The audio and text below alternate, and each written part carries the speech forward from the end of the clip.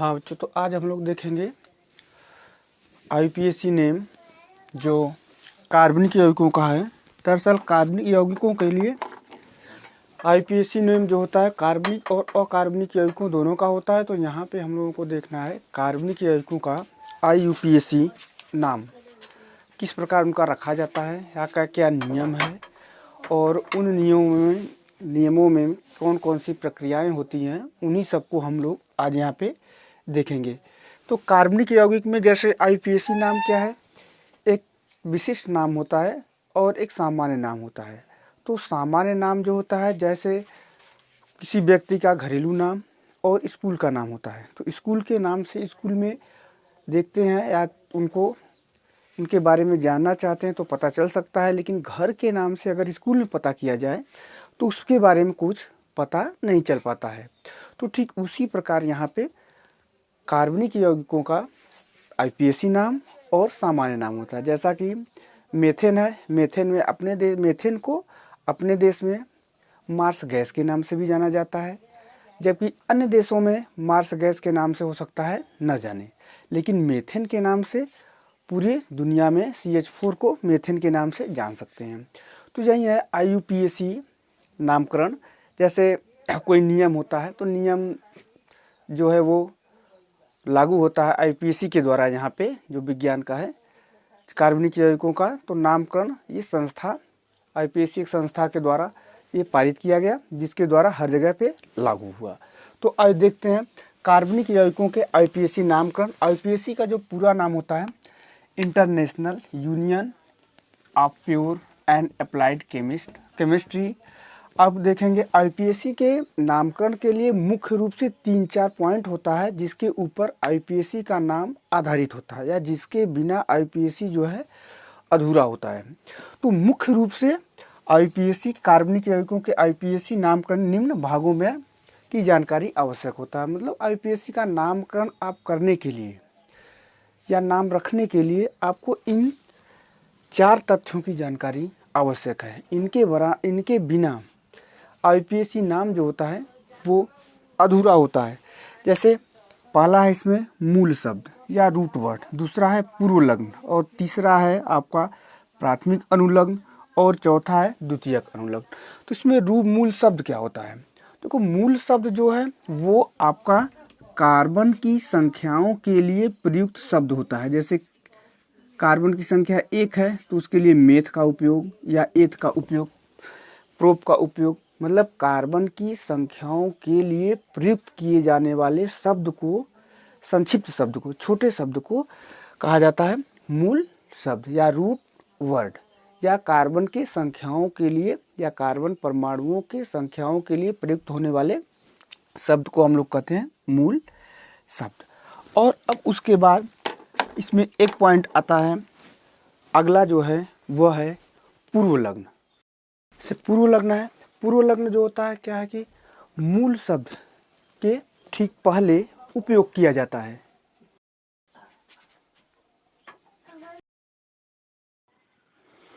हाँ, तो इसमें ये मूल शब्द होता है। मूल शब्द में क्या करना है कि जिसमें कार्बन परमाणुओं की संख्या को प्रदर्शित किया जाता है। कार्बन परमाणुओं की जो संख्या होती है उसके लिए संक्षिप्त मतलब छोटे शब्दों का उपयोग किया जाता है, वो यहाँ पे होता है, मूल शब्द कहते हैं। पूर्वलग्न जो होता है, पूर्वलग्न में जैसे कुछ जो क्रियात्मक समूह होते हैं, कुछ क्रियात्मक समूह मूल शब्द के पहले, पूर्वलग्न मतलब पहले, ये मूल शब्द जैसे मेथ हो गया तो अब इसके पहले जो लगेगा उसे पूर्वलग्न कहेंगे, और इसके बाद जो लगेगा उसको अनुलग्न कहते हैं। और इसमें प्राथमिक अनुलग्न है, प्राथमिक अनुलग्न मतलब बाद में लगेगा, मूल शब्द के बाद में लगने वाले शब्द को अनुलग्न कहोगे। उसमें 2 प्रकार के होते हैं, प्राथमिक और द्वितीयक। प्राथमिक जो होता है वह आपका ये बताएगा कि वह सैचुरेटेड है या अनसैचुरेटेड है, मतलब हाइड्रोकार्बन जो है आपका संतृप्त है कि असंतृप्त है, इसको बताता है ये।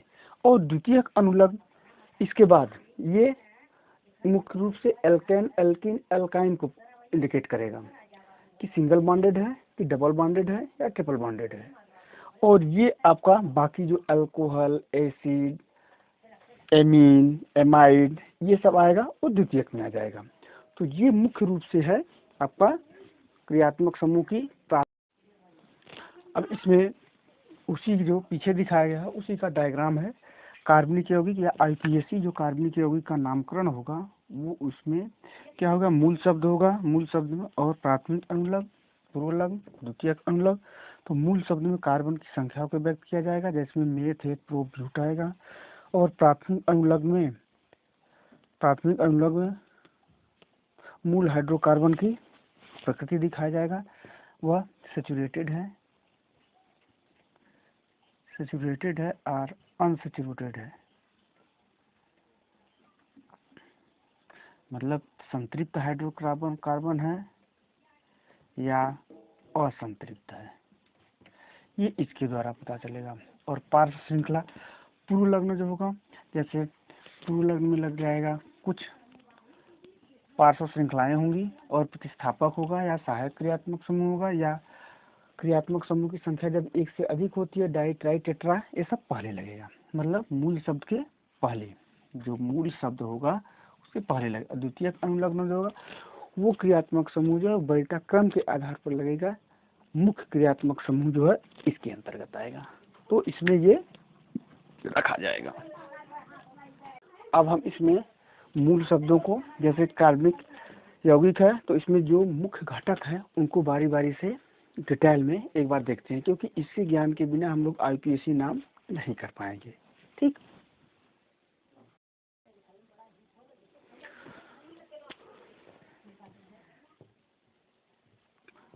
मूल शब्द में कार्बन परमाणुओं की संख्या को, मूल कार्बन परमाणुओं की संख्या को प्रदर्शित किया जाता है।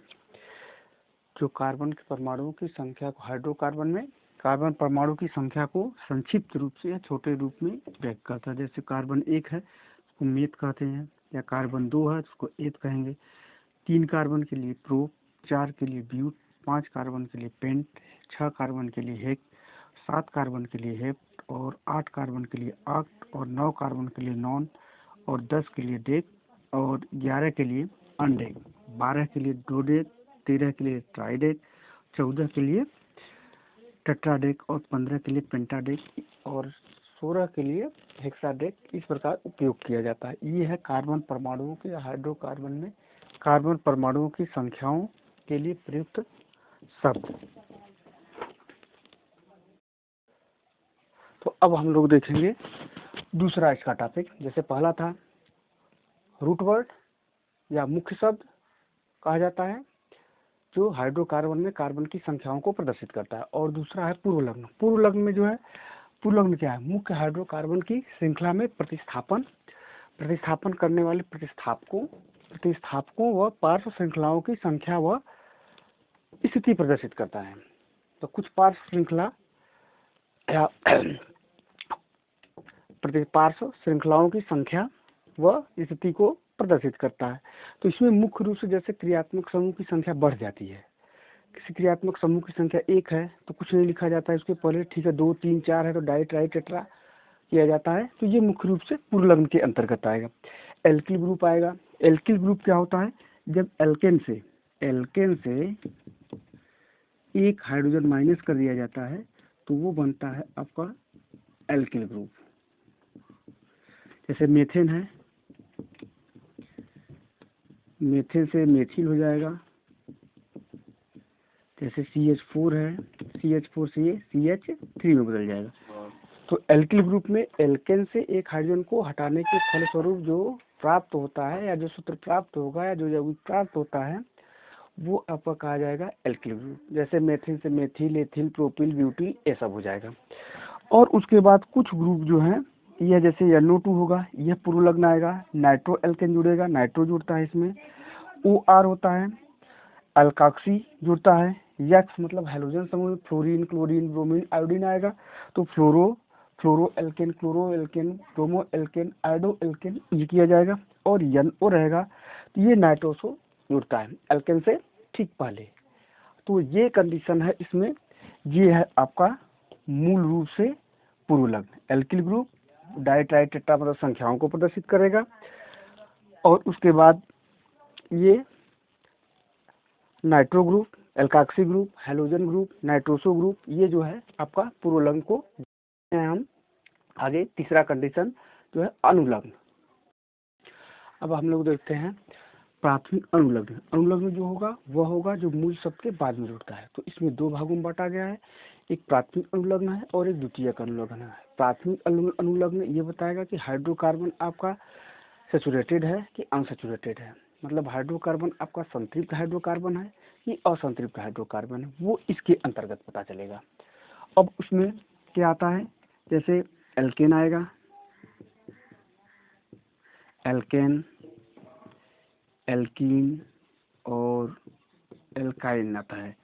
इसमें जो जुड़ता है आयन जुड़ता है, आयन जुड़ेगा, और इसमें जुड़ता है इन जुड़ता है अनुलग्न जो मूल शब्द के बाद में जुड़ता है, इसमें जुड़ता है आयन या ENE, YNE, अगर इंग्लिश देखेंगे तो इस प्रकार। तो ये जो होता है आपका एकल बंध होगा।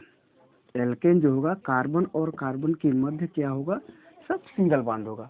और इसको हम कहेंगे, अगर इस प्रकार का हाइड्रोकार्बन होगा तो उसको कहेंगे संतृप्त हाइड्रोकार्बन, संतृप्त हाइड्रोकार्बन।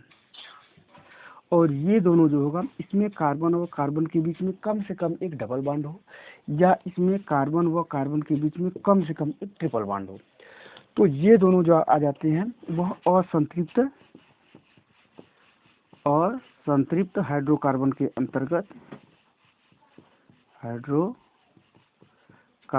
ये दोनों मतलब एल्केन आएगा संतृप्त हाइड्रोकार्बन के अंतर्गत, और एल्कीन व एल्काइन आते हैं असंतृप्त हाइड्रोकार्बन के अंतर्गत। एल्केन में अनुलग्न में एन जुड़ता है, और एल्कीन में इन जुड़ता है, और एल्काइन में आयन जुड़ता है। तो इस प्रकार अब ये सिंगल का हो गया। तो अगर इसकी संख्या एक से अधिक हो जाए, अगर मान लो डबल बॉन्ड दो ठो है, ये तो सिंगल बॉन्ड की है, मतलब सिंगल बॉन्ड नहीं, सिंगल डबल बॉन्ड हो, मतलब एक ठो डबल बॉन्ड हो। एक डबल बॉन्ड रहेगा तो इन लगाओगे, और एक ट्रिपल बॉन्ड रहेगा तो आयन लगाओगे। यदि मान लीजिए दो डबल बॉन्ड हो जाएगा तो इसे ए डाई इन कहा जाता है। क्या कहोगे, अगर दो कार्बन ट्रिपल बॉन्ड है तो ए डाई इन, या इसको शार्ट में भी ए डाई इन कहा जाता है। तो कहीं कहीं पे आपको डाइन लिखा मिलेगा, ऐसे भी मिल जाता है डाई इन या डाइन ना, डाई इन ए भी लगा रहता है। अब उसी प्रकार कार्बन की संख्या अगर 3 हो जाएगा तो ट्राई इन हो जाएगा, या ये ट्राई इन हो जाएगा। अब उसके बाद अगर ट्रिपल बॉन्ड की संख्या डबल है, डाई आइन, डाई मतलब 2 हो गया, ट्रिपल बॉन्ड की संख्या 2 हो गया। तो ये कंडीशन मूल रूप से प्राथमिक अनुलग्न बताता है। मूल रूप से प्राथमिक अनुलग्न जो होगा केवल ये बताएगा कि आपका हाइड्रोकार्बन जो है संतृप्त है कि असंतृप्त है। अब आगे हम देखते हैं द्वितीयक अनुलग्न। तो अब हम लोग देखेंगे द्वितीयक अनुलग्न। द्वितीयक अनुलग्न क्या होता है, मुख्य रूप से द्वितीयक अनुलग्न जो होता है वो वरीयता क्रियात्मक समूह या मुख्य क्रियात्मक समूहों को प्रदर्शित करता है, मुख्य क्रियात्मक समूहों को प्रदर्शित करता है। और इसमें मुख्य रूप से, अब यहाँ पे वरीयता क्रम में मतलब किसकी क्रियात्मक समूह जब एक से अधिक हो जाता है तो उसको किस तरफ से काउंटिंग किया जाता है, या ऊपर कौन रहेगा सबसे ऊपर। जैसे हमारे देश में राष्ट्रपति जो प्रथम नागरिक होते हैं, ठीक उसी प्रकार क्रियात्मक समूहों में कौन क्रियात्मक समूह जो है सबसे ऊपर रहेगा, फिर उसके बाद दूसरे तीसरे चौथे स्थान पे उनका एक क्रम निर्धारित किया गया है। इसी क्रम को हम लोग यहाँ पे सारणी में देखेंगे, जिसे मुख्य क्रियात्मक समूह की वरीयता सारणी कहते हो। और ये द्वितीयक जो अनुलग्न है, अनुलग्न क्या है, जो मुख्य शब्द के बाद में जुड़ने वाला प्राथमिक अनुलग्न था। अनुलग्न में दो ठो है, एक प्राथमिक अनुलग्न है और एक द्वितीयक अनुलग्न है। प्राथमिक अनुलग्न ये बताएगा कि आपका जो हाइड्रोकार्बन है वो संतृप्त है कि असंतृप्त है। या प्राथमिक में मूल रूप से आप एल्केन, एल्कीन, एल्काइन आएगा। एल्केन जो होगा संतृप्त होता है, या वह हाइड्रोकार्बन जिसमें सभी कार्बन जो है एकल बंधों द्वारा जो है व्यवस्थित होते हैं या संतुष्ट होते हैं या जुड़े होते हैं, तो एकल बंध द्वारा जो कार्बन की चारों संयोजकताएं एकल बंध द्वारा जुड़े होते हैं तो उसे एल्केन कहोगे, और उसी एल्केन को ही संतृप्त हाइड्रोकार्बन कहा जाता है। और असंतृप्त हाइड्रोकार्बन में एल्कीन और एल्काइन आते हैं। एल्कीन में कम से कम एक डबल बॉन्ड रहेगा और एल्काइन में कम से कम एक ट्रिपल बॉन्ड रहेगा। तो असंतृप्त हाइड्रोकार्बन वह हाइड्रोकार्बन होगा जिसमें कार्बन कार्बन के मध्य कम से कम एक डबल या एक ट्रिपल बॉन्ड हो, तो वह असंतृप्त हाइड्रोकार्बन के अंतर्गत आएगा।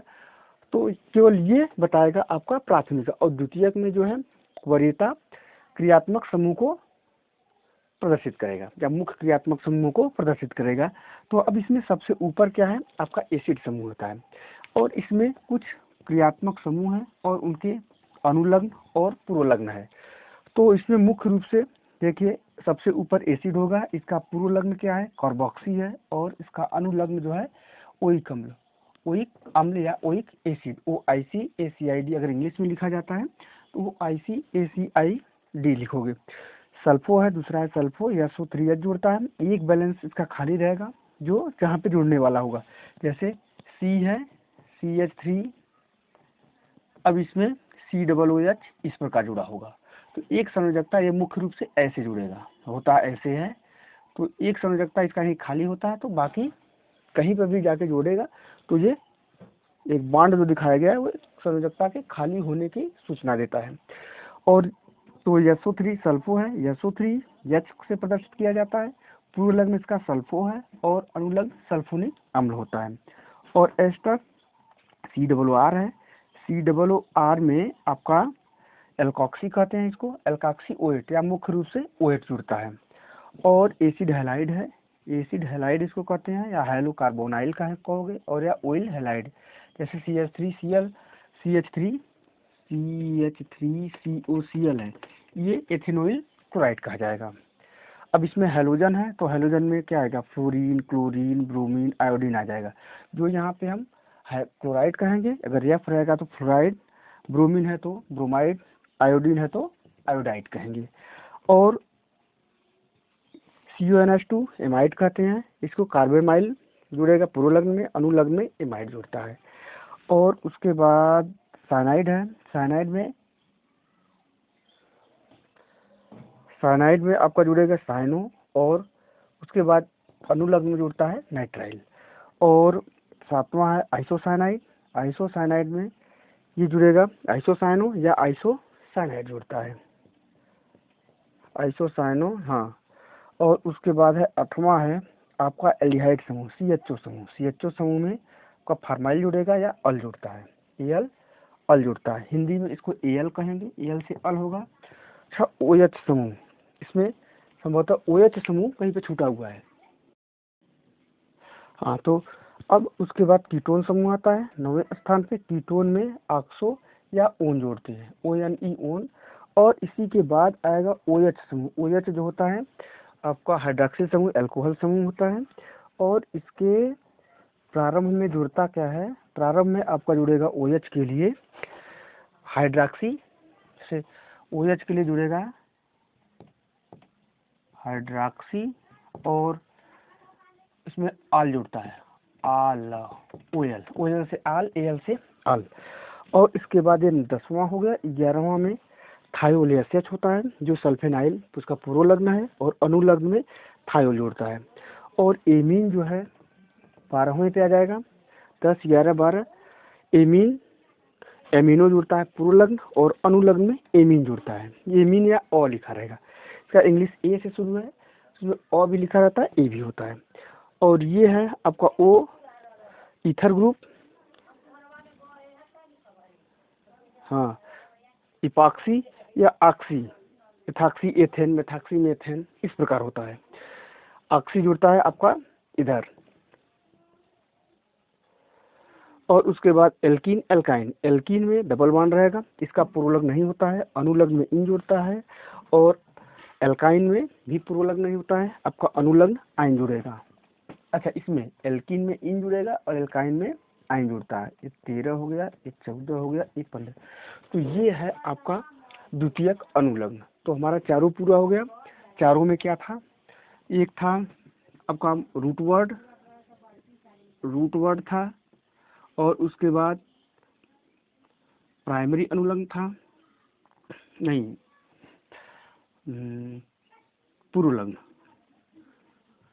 पूर्वलग्न या परफिक्स।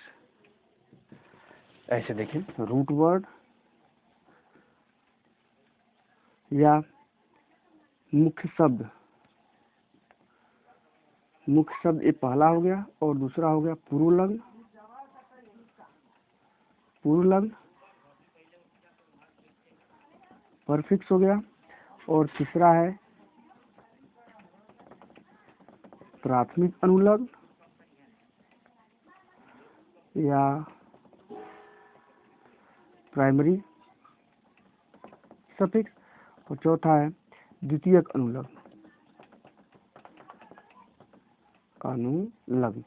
इसमें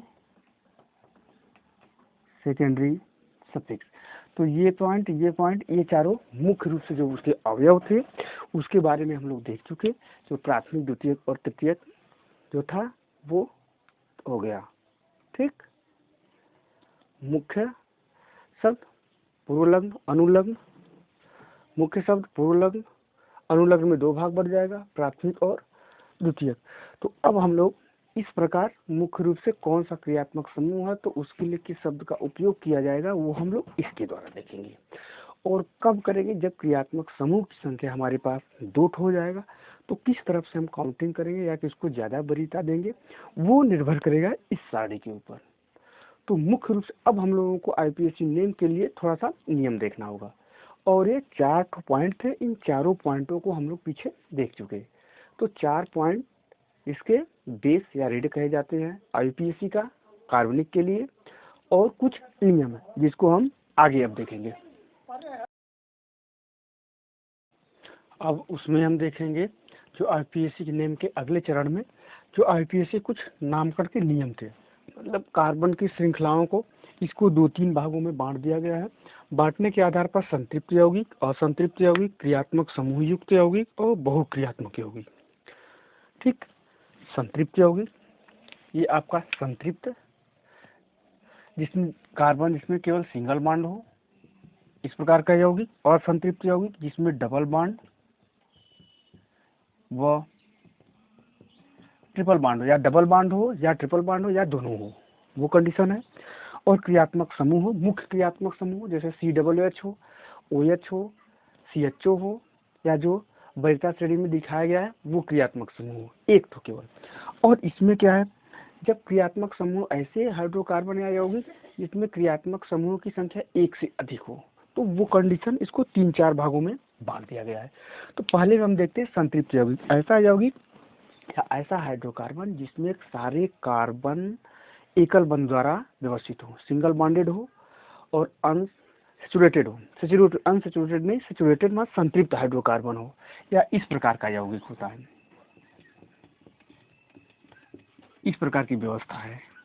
तो इसमें क्या करेंगे, सबसे पहले हम कार्बन श्रृंखला के सबसे लंबे चेन को खोजते हैं, सबसे लंबी कार्बन श्रृंखला का चुनाव करते हैं, और उसके बाद मूल श्रृंखला का काउंटिंग लिखते हैं, मतलब 1, 2, 3, 4 कितने कार्बन उसकी संख्या को प्रदर्शित करते हैं।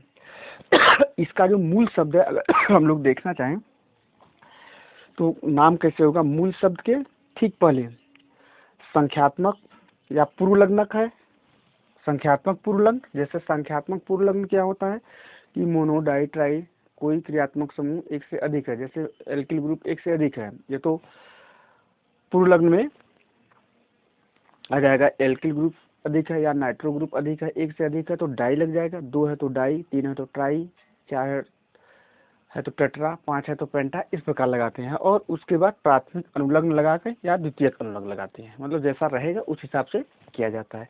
यदि असंतृप्त है वही कंडीशन, ये कंडीशन सब में लागू होगा। देखिए, सबसे लंबी कार्बन श्रृंखला ये इसमें भी लागू होगा, इसमें भी होगा, इसमें भी होगा। और मूल श्रृंखला का संख्याकरण भी सब में होगा। संख्याकरण भी असंतृप्त हाइड्रोकार्बन में भी होगा, क्रियात्मक समूह युक्त यौगिक में होगा, मल्टी या अत्यधिक बहुक्रियात्मक समूह के यौगिकों में भी होगा। तो अब उसमें सबके लिए क्रियात्मक समूह का काउंटिंग करने के लिए अलग अलग नियम हो जाएगा। जैसे यहाँ असंतृप्त हाइड्रोकार्बन है, तो असंतृप्त हाइड्रोकार्बन तो सर्वाधिक असंतृप्तता बंध युक्त श्रृंखला का चुनाव करते हैं।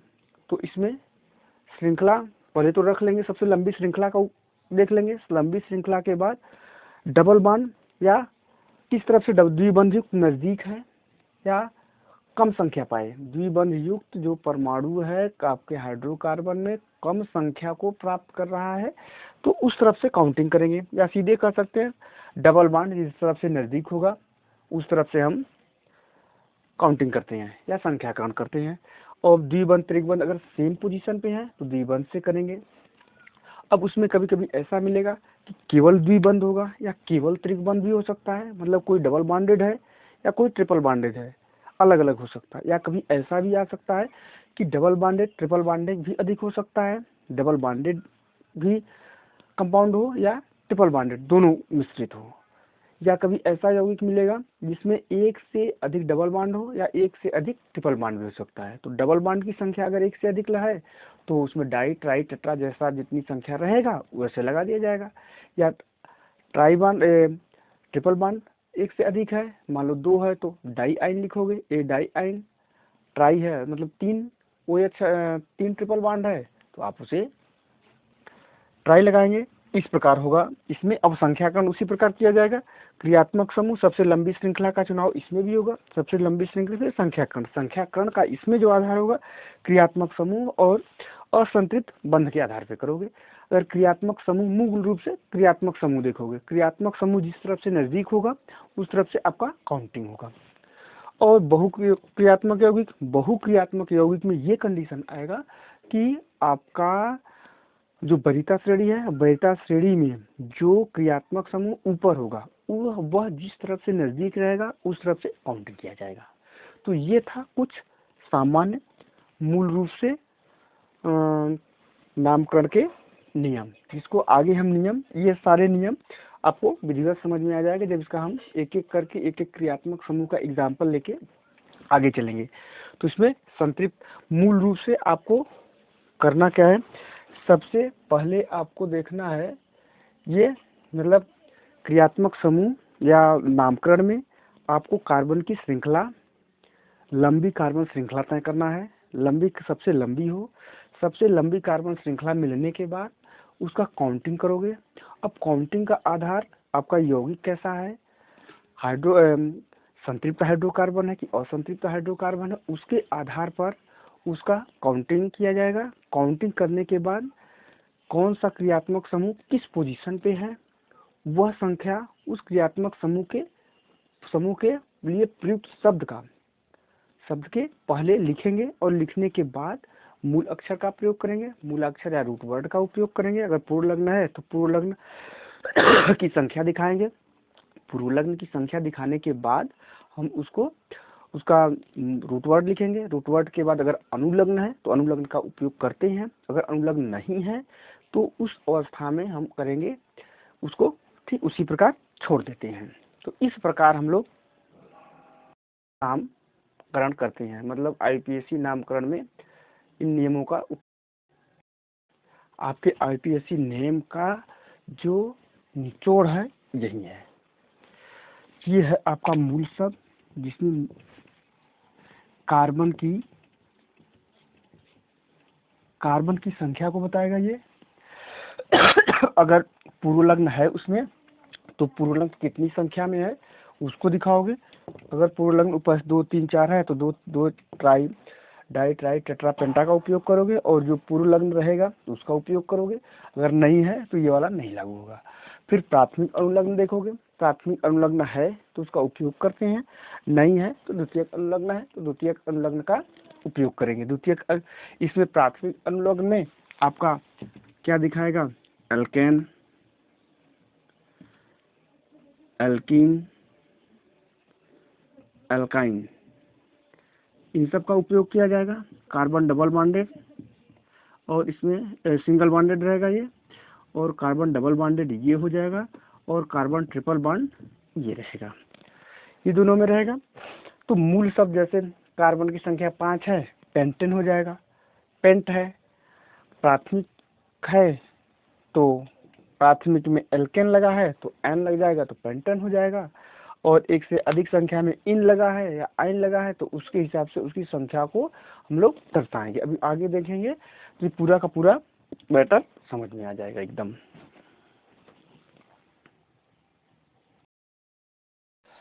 अब हम लोग देखेंगे जैसे उसी के अगले चरण में एल्केन, जैसे ALKE एल्केन जो होता है, इसमें जब कार्बन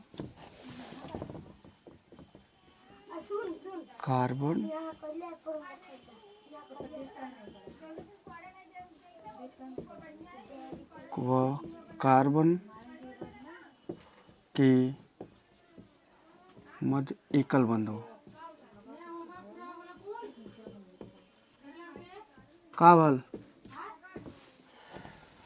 गया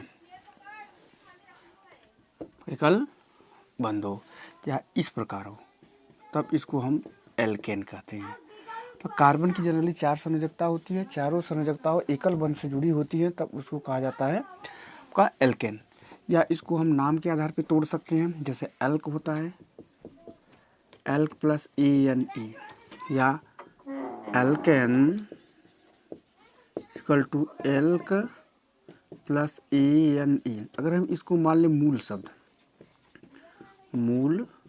तो उसमें एन को जोड़ते हैं, ठीक।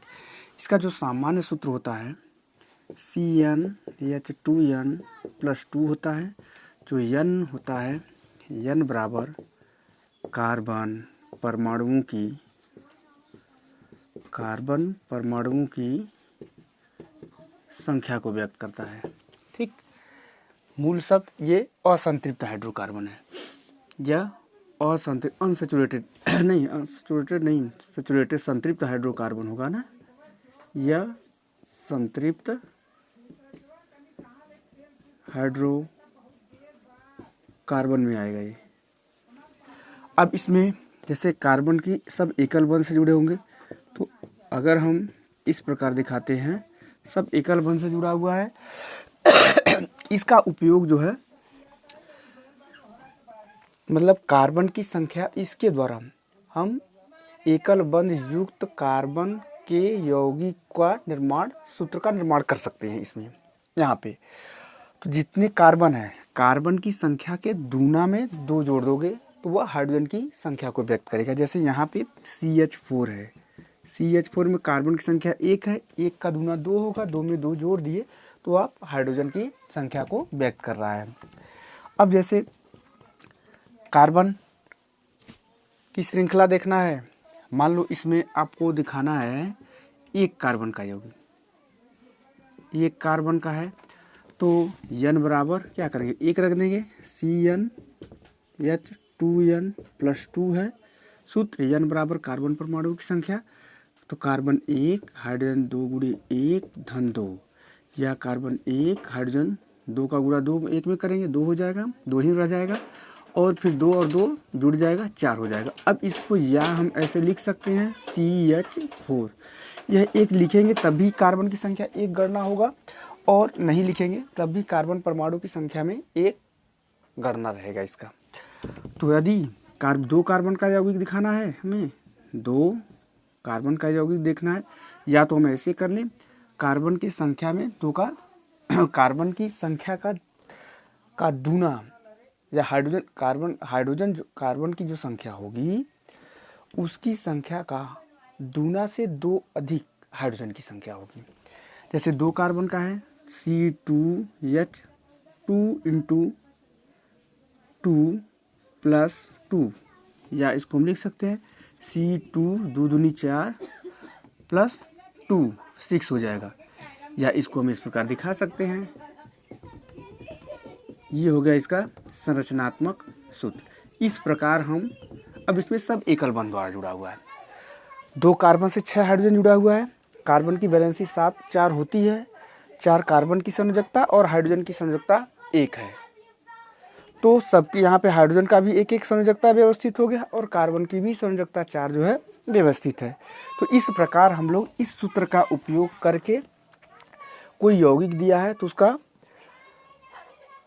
रासायनिक सूत्र यौगिक दिया उसका सूत्र, तो उसके द्वारा इसमें बैठा के कार्बन हाइड्रोजन की संख्याओं का गणना करके हम ज्ञात कर सकते हैं कि वह एल्केन है कि एल्कीन है कि एल्काइन है, या कौन से यौगिक है जिसमें बैठ जाएगा वह उस प्रकार का सूत्र होगा। अब इसी में जैसे 3 कार्बन का हम लोग देखें, 3 कार्बन का यौगिक देखेंगे तो कार्बन 3 हो गया, हाइड्रोजन 3 दूनी 6 2 8, मतलब कार्बन की संख्या के दूना में 2 अधिक है।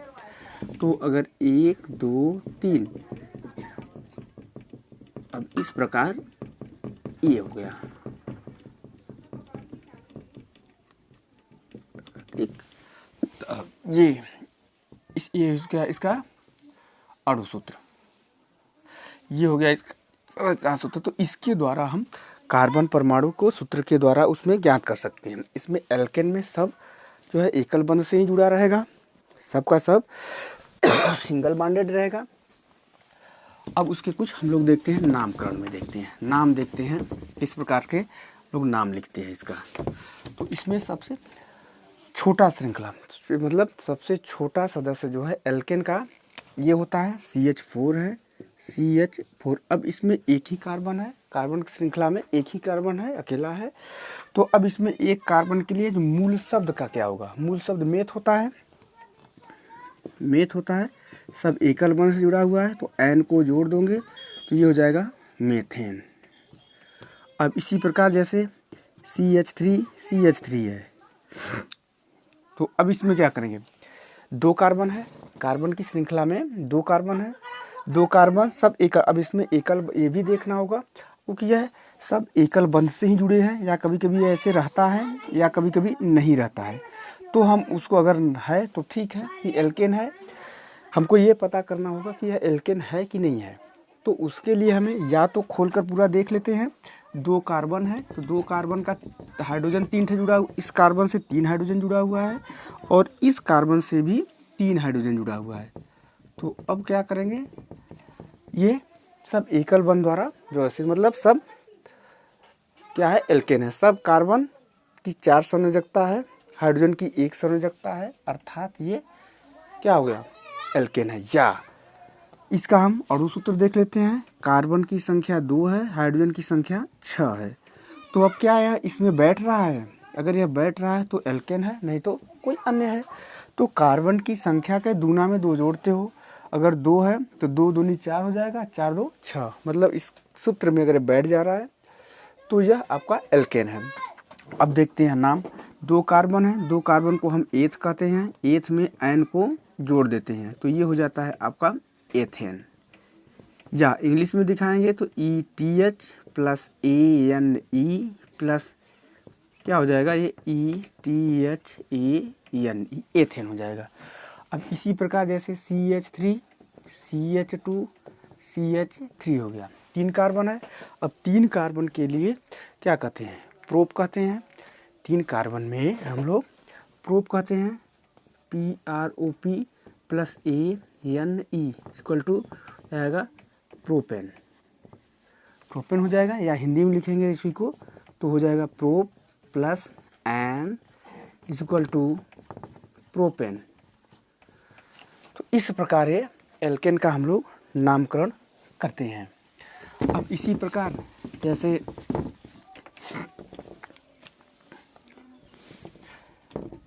CH3 CH2 CH2 CH3 है। अब इसमें कार्बन की संख्या कुल 4 है, सब एकल बंध द्वारा जुड़ा हुआ है। तो 4 कार्बन के लिए हम लोग प्रयोग करते हैं ब्यूट, ब्यूट प्लस ANE बराबर क्या हो जाएगा, ब्यूटेन,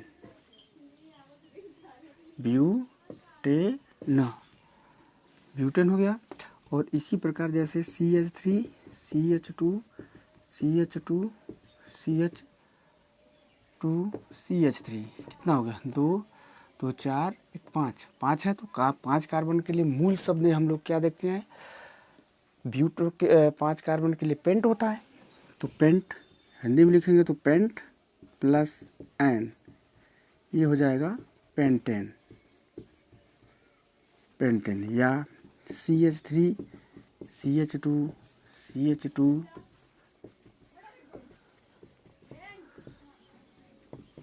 2 2 4 2 6 कार्बन हो गया। 6 कार्बन, इसमें काउंटिंग की आवश्यकता नहीं है। अगर काउंटिंग कोई क्रियात्मक समूह होता तब काउंटिंग कर सकते थे और मतलब नंबरिंग करने के लिए। अब ऐसे सीधे भी नंबरिंग कर सकते हैं, मतलब वो कर दिखा सकते हैं, लेकिन क्रियात्मक समूह नहीं है तो ऐसे सामान्यतः अब गिन सकते हैं। तो 6 कार्बन हो तो 6 कार्बन को लिए हेक्स कहते हैं। हेक्स में एन को जोड़ देते हैं तो अब ये हो जाएगा हेक्सेन। या CH3 CH2 CH2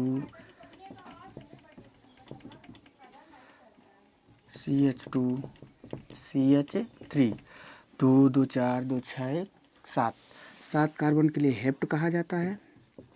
hept plus N, अब ये हो जाएगा आपका हेप्टेन। अब इसी प्रकार जैसे CH3 CH2 CH2 CH2 CH2 CH2 CH3 हो गया। 3 2 5 2 7 7 एक ठो और बढ़ा दो, ये हो जाएगा CH3। 8 हो गया। 1 2 3 4 5 6 7 8। तो 8 के लिए आक्ट कहते हैं। मूल शब्द में आक्ट प्लस एन को जोड़ देंगे, ये हो जाएगा ऑक्टेन। तो इस प्रकार हम लोग नामकरण देखते हैं, मतलब जितना कार्बन की संख्या है उसके लिए रूट वर्ड का उपयोग करते हैं, मूल शब्द का उपयोग करते हैं। मूल शब्द एल्केन है, एल्केन में एन को जोड़ देते हैं तो मूल शब्द में एल्केन को जोड़ते हैं, या इसको हम एल्क मान सकते हैं। जैसे यहाँ पे देखेंगे तो ये मूल शब्द एल्क है, एल्क हेक्स एल्क हो गया। इसमें एन को हम लोग जोड़ देते हैं, जोड़ने के बाद उसका नामकरण हो जाता है। तो ये है एल्केन का नामकरण।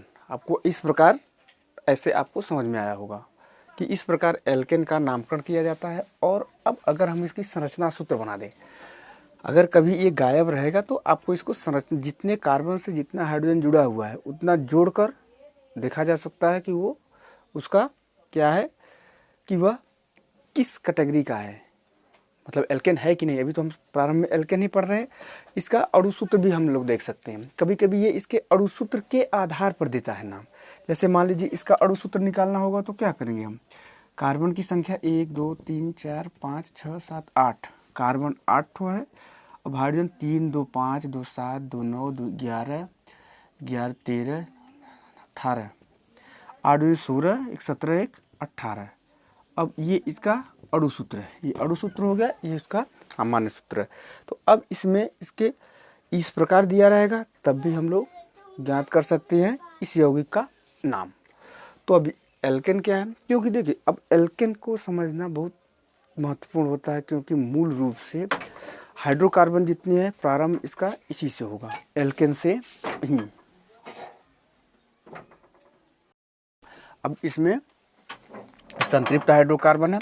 अब संतृप्त हाइड्रोकार्बन में जैसे एलिफैटिक यौगिक होता है, तो एलिफैटिक यौगिक में जो मेथेन होता है, मेथेन के द्वारा हम सारे एलिफैटिक यौगिकों का निर्माण कर सकते हैं। तो जो एथेन है, मेथेन है, ये फादर ऑफ एलिफैटिक कंपाउंड कहा जाता है।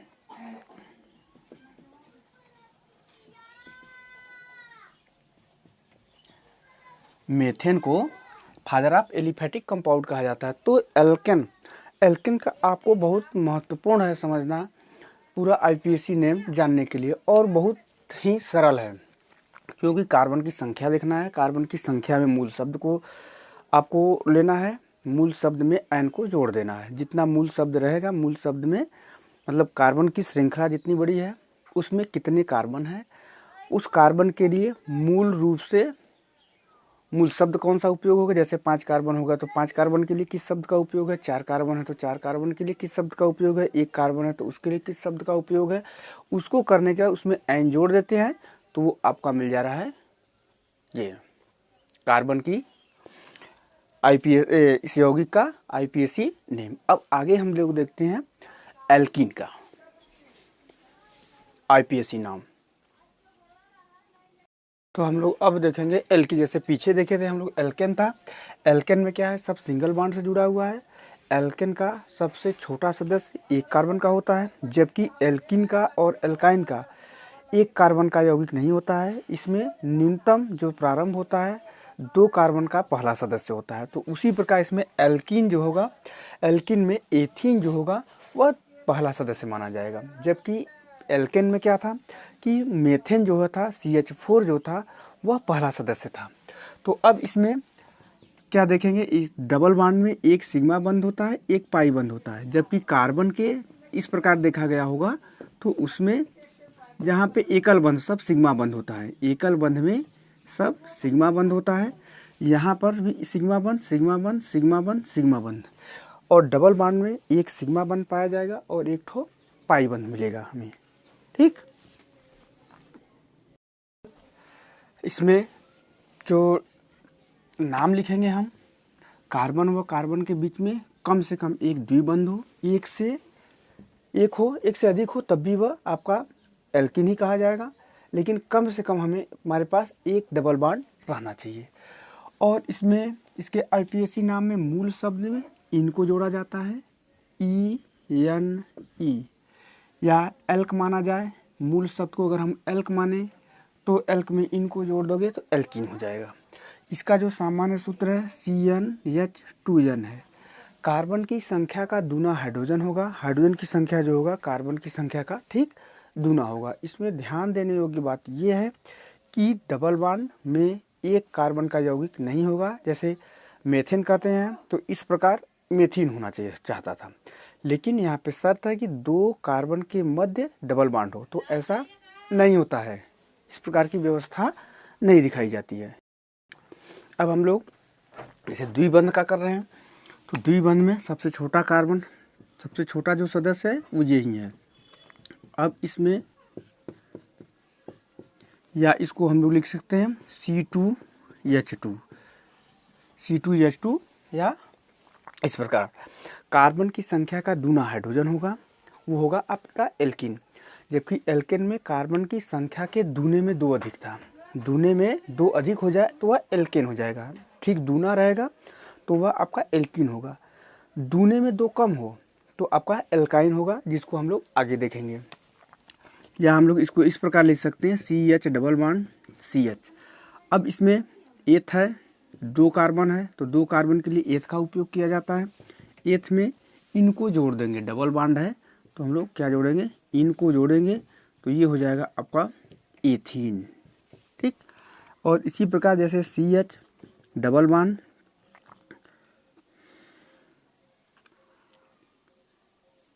2 3 2 होगा ना, 2 2 CH3। अब इसमें अगर हम देखें तो कार्बन की संख्या 3 है, 3 कार्बन की संख्या है तो इसमें प्रोप आएगा। तो प्रोप में इनको प्रोप हो गया, इनको जोड़ दिया जाए तो ये हो जाएगा प्रोपीन। अगर इसमें पहले स्थान पे है, इधर से भी पहला आएगा, उधर से भी पहला स्थान आएगा, मतलब डबल बॉन्ड किस कंडीशन पे या किस पोजीशन पे है उसको दिखाना हो तो पहला दिखाओगे। क्योंकि इधर से भी हम रखेंगे तब भी पहला आएगा, यहाँ से भी पहला, तो इसको नहीं दिखाएंगे तो भी कोई दिक्कत नहीं है, लेकिन इसको दिखा दिया जाता है प्रोपीन 1। प्रोपीन 1 को दिखाए तो हम लोग इसमें लिख सकते हैं सामान्यतः 2 प्रोपीन या प्रोप 2 इन, इस प्रकार दिखा सकते हैं।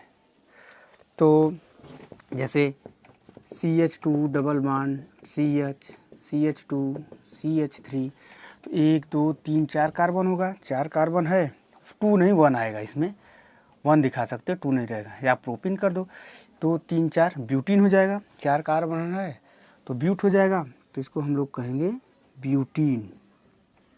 ब्यूटीन अब इसमें किस पोजीशन पे है, 1 पर दिखाएंगे, तो पहले स्थान पे आपका हमारा ब्यूटीन हो गया। और अगर हम देखना चाहें जैसे CH2 double bond CH CH2 CH2 CH3, 1 2 3 4 5 है, तो ये हो जाएगा आपका पेंटीन।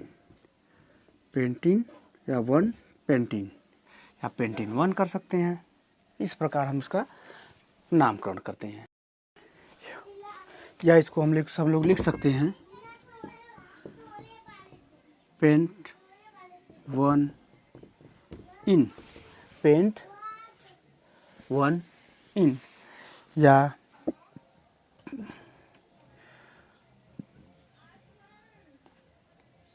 जैसे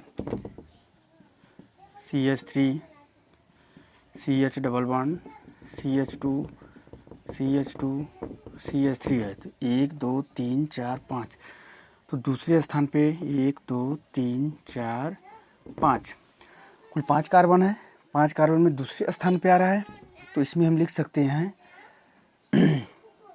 पेंट 2 इन, या पेंटिन 2।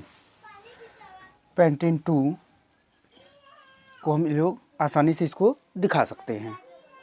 देखते हैं, तो 1 2 3 तीसरे स्थान पे है, 1 2 3 4 5 6, तो कुल हेक्स है, या हेक्स 3 इन। इस प्रकार हम लोग इसका नामकरण करते हैं।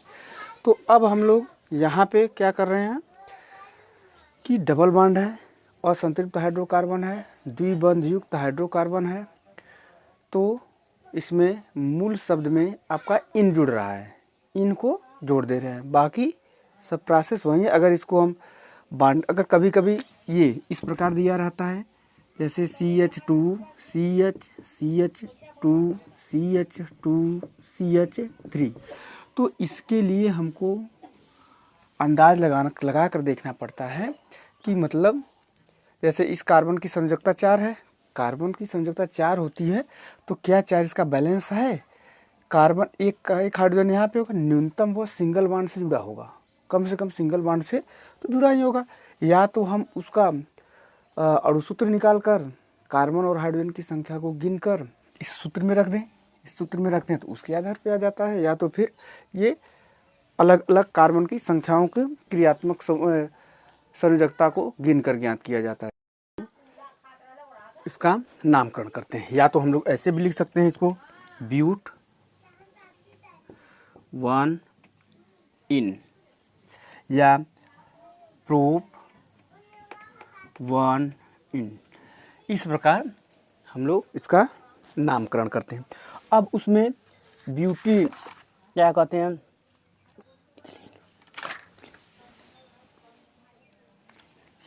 इसका सामान्य नाम एथिलीन है, और IUPAC नाम एथीन होता है। ठीक, ऐसा है कि आपको समझ में आया होगा, मतलब एल्किन। तो देखेंगे अल्काइन को, अल्काइन देखेंगे, अल्काइन का भी हाल एल्किन की तरह है। इसमें भी एक कार्बन का सदस्य नहीं पाया जाता है, 2 कार्बन से प्रारंभ होता है। इसमें कार्बन व कार्बन के मध्य कम से कम एक त्रिग बॉन्ड होता है, तब वह एल्काइन कहा जाता है। इसका जो सामान्य सूत्र होता है CnH2n-2 होता है, जहाँ n होता है वो कार्बन परमाणुओं की संख्या को व्यक्त करता है। इसके मुख्य शब्द में आइन जुड़ता है, अल्काइन इक्वल टू मुख्य शब्द प्लस आइन, और आइन जुड़ता है, या अगर हम एल्क को मूल शब्द मान लें तो एल्काइन, एल्क अगर मूल शब्द या रूट वर्ड मान लें तो उसमें आइन कुछ जुड़ जाता है। एक कार्बन का इसमें मेंबर नहीं होता है, या एक कार्बन का सदस्य नहीं होता है, इसका भी प्रारंभ 2 कार्बन से शुरू होता है, जैसे CH ट्रिपल बॉन्ड CH। अब इसमें जो कार्बन की संख्या के दूना में 2 कम होता है, जबकि एल्केन में दूना में 2 अधिक था, एल्किन में ठीक दूना था। अब इसमें एथ है, एथ में आइन को जोड़ दिया जाए, आइन को जोड़ेंगे तब ये क्या हो जाएगा, एथाइन। क्या हो जाएगा, एथाइन होता है। अब या एथाइन एथ 1 आइन, या ऐसे भी हम दिखा सकते हैं इसको, एथ 1 आइन या एथाइन, ऐसे भी कर सकते हैं, या एथ 1 आइन। इस प्रकार हम नाम को प्रदर्शित कर सकते हैं, जैसे CH3C ट्रिपल बॉन्ड CH। अब इसको क्या करेंगे, इसमें भी 3 कार्बन है, 3 कार्बन में प्रोप हो जाएगा, तो प्रोप 1 आइन या प्रोपाइन 1, या प्रोपाइन 1 कर सकते हैं। या अब इसमें जैसे देखें CH3 CH CH3 C triple bond C CH3। अब इसमें कुल कार्बन की संख्या 4 है, कुल कार्बन की संख्या 4 है, 4 कार्बन है। अब इसमें 4 कार्बन के लिए ब्यूट का उपयोग करते हैं तो ब्यूटाइन हो जाएगा। तो ब्यूट PUT ब्यूट दूसरे स्थान पे आएगा YNE या ब्यूट 2 आइन, इस प्रकार इसका नामकरण होगा।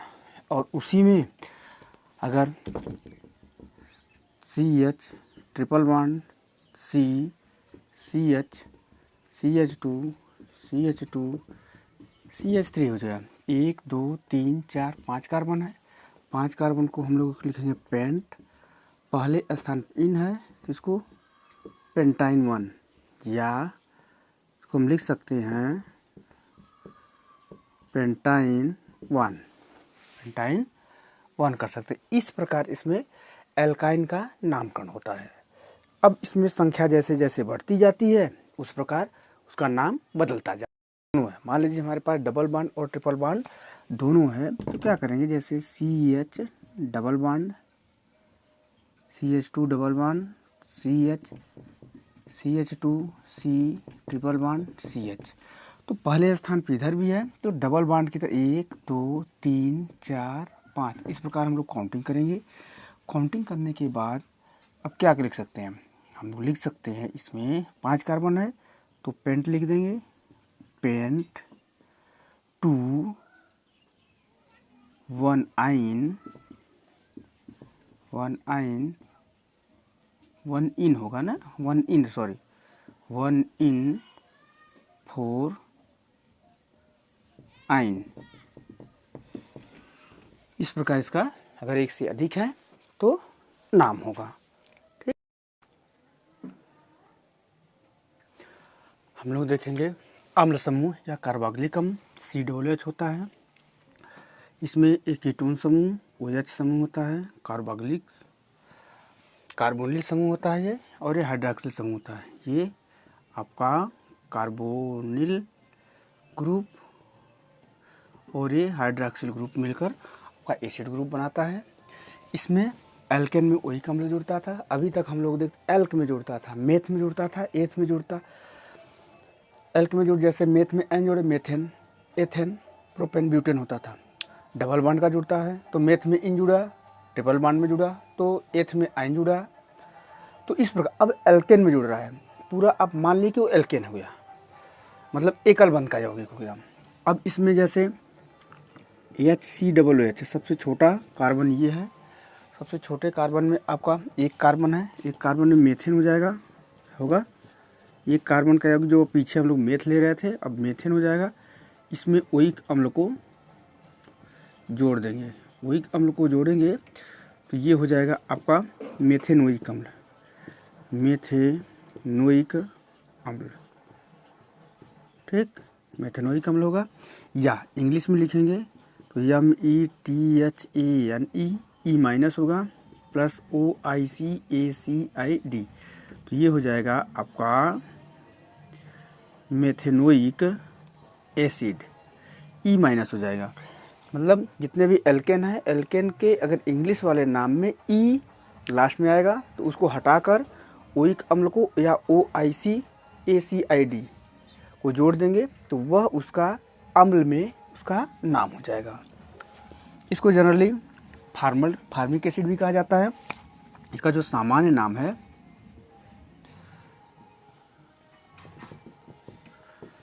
फार्मिक अम्ल भी कहा जाता है। जैसे CH3COOH है, इसको एस्टिक एसिड कहते हैं। अब इसका अगर हम IPAC नाम देखें तो 2 कार्बन है तो ये हो जाएगा एथेनोइक एसिड, एथेनोइक एसिड।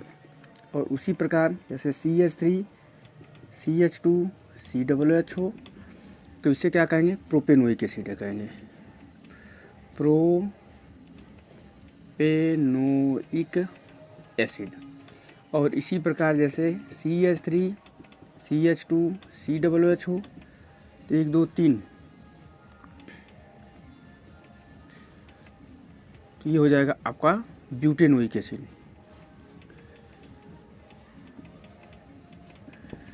इस प्रकार इसका नामकरण होगा, मतलब ओइक अम्ल इसमें एल्केन में जुड़ेगा। एल्केन में हमको ओइक अम्ल जोड़ देना है, एल्केन में ओइक अम्ल को जोड़ेंगे तो ये हो जाएगा आपका प्रोपेनोइक एल्केनोइक अम्ल। अब उसी प्रकार हम लोग जैसे किसी अन्य ग्रुप को जोड़ते हैं, जैसे अब इसी में थोड़ा सा चेंज कर दें, जैसे CH3 CH है, इसमें CH3 जोड़ दें, ये मेथिल हो गया। तो 1 2 3 मतलब 2 क्या हो जाएगा, 2 मेथिल हो जाएगा, प्रोपेन हो जाएगा 3 कार्बन, मतलब मेन चैन में 3 कार्बन है, 3 कार्बन को प्रोपेन कहोगे, प्रोपेन को ओइक अम्ल में जोड़ दोगे तो ये हो जाएगा आपका प्रोपेनोइक एसिड। 1 कर दोगे, 1 पोजीशन पे आ रहा है, 1 2 3। अगर हम इसी को थोड़ा सा चेंज कर दें और कुछ जोड़ दें, अगर जोड़ने का मतलब कि अगर हम इसमें CH double bond CH2 double bond CH COOH कर दें, बैलेंस है ना 2 3 4, हाँ तो 1 2 3 क्या हो जाएगा, डबल बॉन्ड है, प्रोप कर दें, प्रोप 2 इन, तो ये हो गया पहले स्थान पे 1 OIC ACID, या इसको लिख सकते हैं हम प्रोप 2 इन 1 ओइक अम्ल। इस प्रकार जो है इन सब का नामकरण किया जाता है। ऑक्जेलिक एसिड, अगर हम ऑक्जेलिक एसिड को देखें COOH होता है। अगर हम इसका नामकरण करें तो 1 2 2 कार्बन हो गया, 2 कार्बन में मतलब क्या क्या आया, ये आपका हो जाएगा एथ हो जाएगा, एथ 1 2 डाई ओइक एसिड, एथ 1 2 डाई ओइक एसिड, ये होता है सामान्य नाम इसका ऑक्जेलिक एसिड है। ऑक्जेलिक एसिड ऑक्जेलिक एसिड है। IPAC नाम देखोगे तो पहले दूसरे स्थान पे। अब इसमें जो एसिड है, एसिड का एसिड ग्रुप है, वो भी इसके कार्बन श्रृंखला में गिना जाएगा, वही है ये है, ये भी एसिड का हो गया, एसिड आपका ये हो गया, ये भी हो गया। वैसे अलग से कोई इसमें क्या कहते हैं श्रृंखला नहीं है, लेकिन ये कार्बन आपका श्रृंखला में माना जाएगा। तो 1 2 एथ हो गया डाई ओइक, दूसरे पहले और दूसरे स्थान पे ओइक एसिड है। देखेंगे एल्डिहाइड ग्रुप, एल्डिहाइड तो CHO ये इस प्रकार होता है, OH कार्बोनिल समूह का यौगिक ये भी है।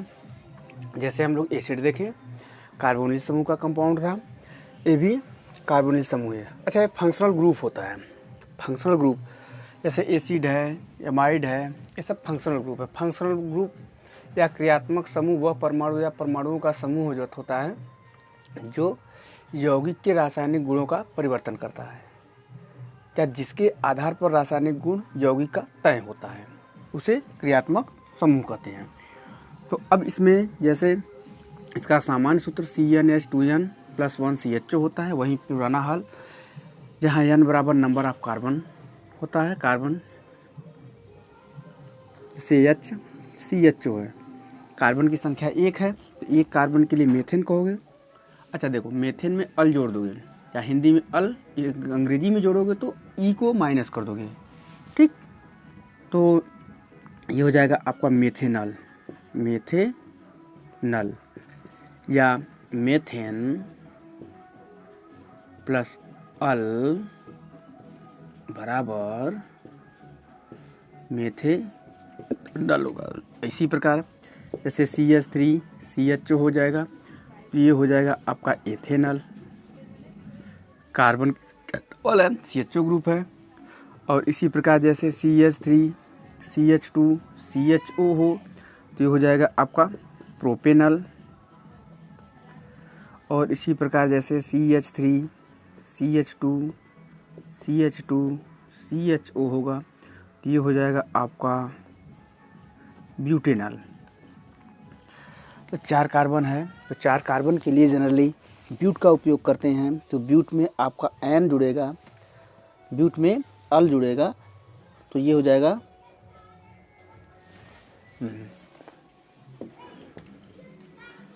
जैसे CH3 CH2 CH3 CHO है तो 1 2 3 4 क्या हो जाएगा ये 2 मेथिल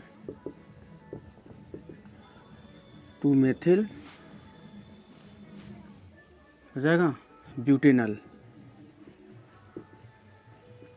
या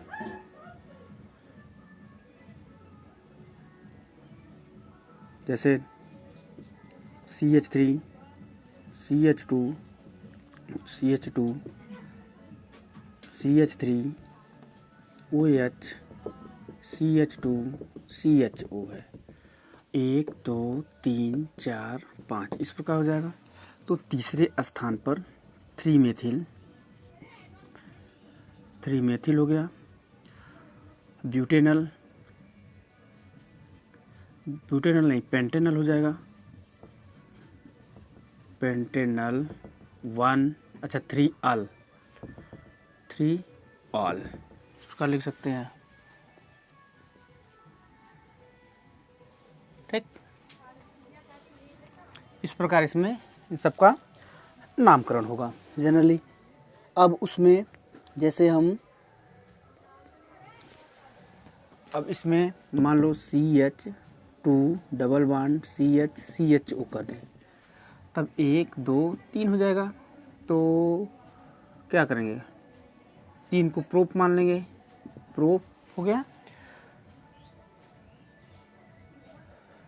डबल बॉन्ड का है। और 2 इन हो जाएगा और 1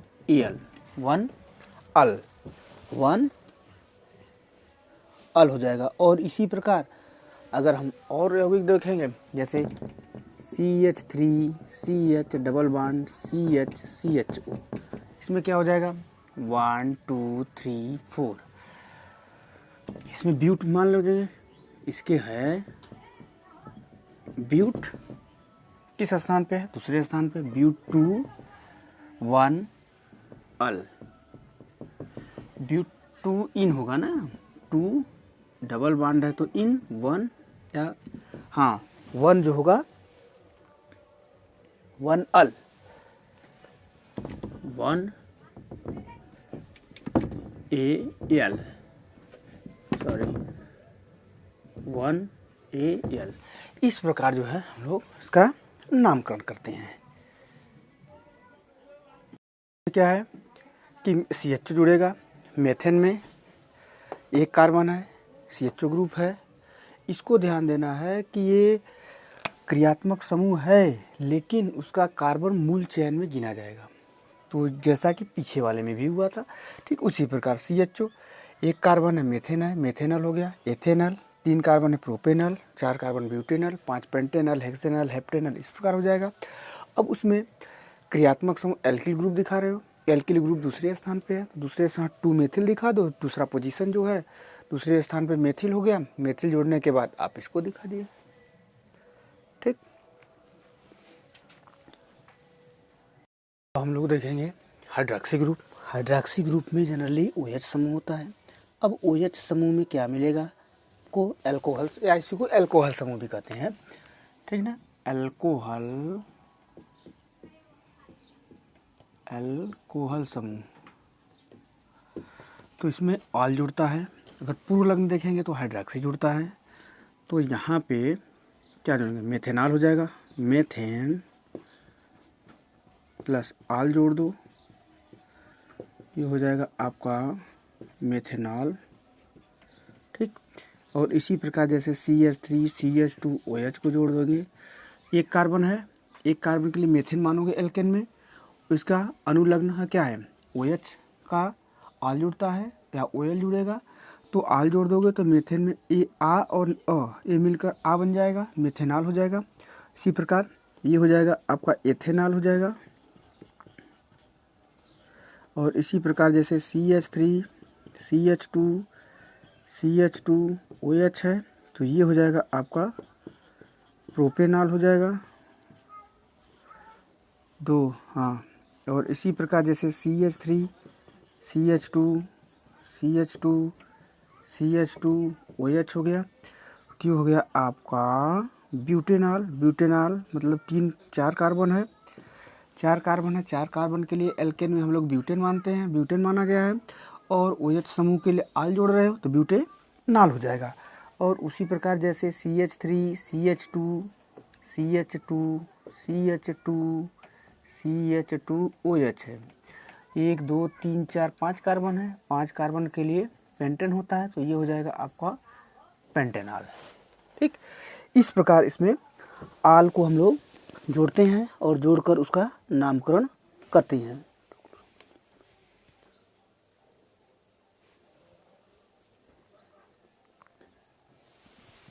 अब इसमें अगर हम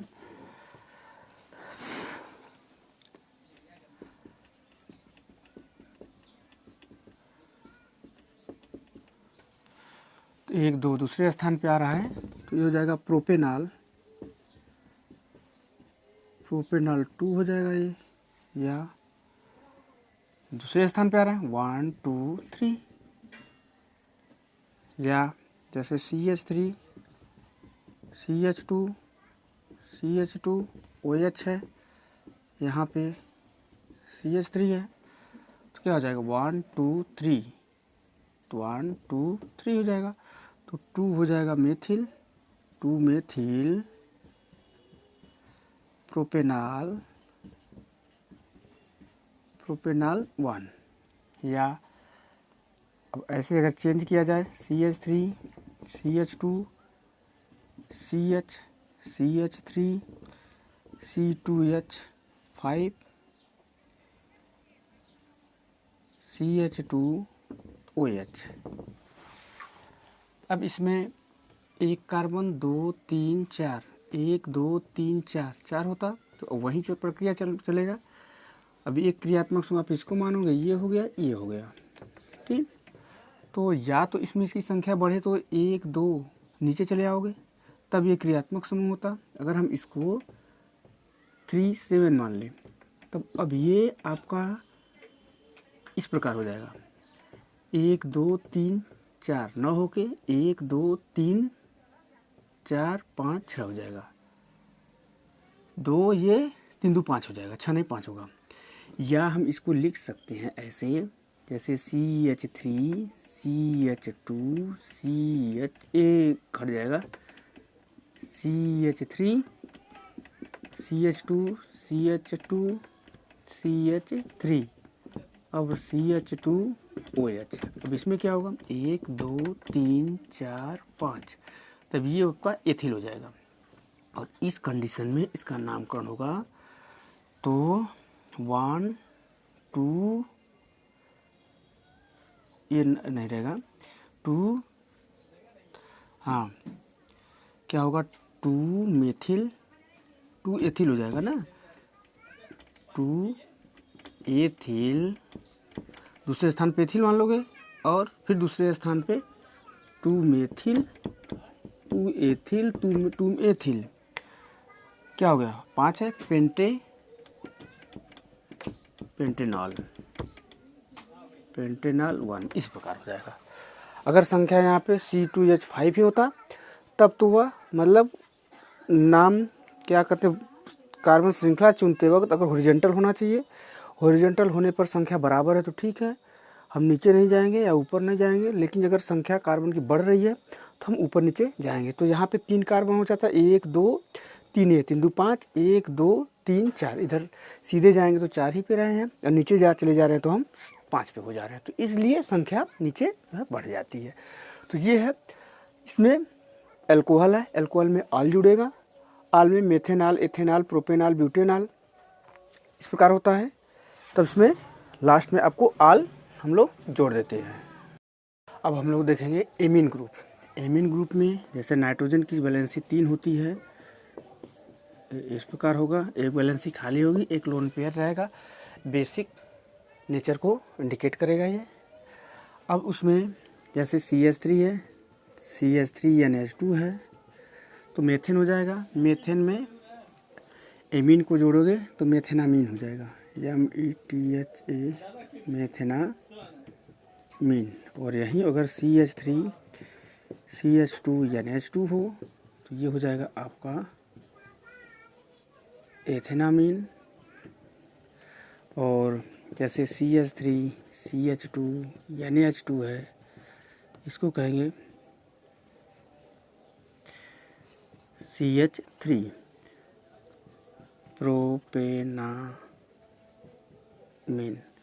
और यहीं अगर CH3 CH2 CH2 CH2 NH2 हो तो ये हो जाएगा ब्यूटेनामीन। बाकी इसी प्रकार से ऐसे ही लिख सकते, और इसमें और भी लिख सकते हैं। मेथेन 1 एमीन लिख सकते हो, मेथेन 1 एमीन, या एथेन 1 एमीन, या ऐसे लिख सकते हो। या जैसे प्रोपेन 1 एमीन, प्रोपेन 1 एमीन भी लिख सकते हैं, ठीक। या हम लोग ऐसे भी लिख सकते हैं जैसे CH3 CH2 CH2 NH2 है, तो 1 2 3 इसको लिख सकते हैं प्रोपेनामीन, प्रोपेनामीन 2, या प्रोपेन 2 एमीन, इस प्रकार होगा। इस प्रकार हम लोग इसका नामकरण करते हैं।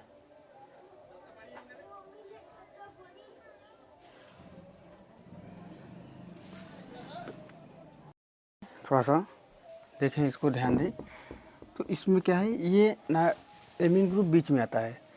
तो अब ये चूँकि ये ऐसे हो जाएगा तो एक संयोजकता हो जाएगा, तो N मेथिल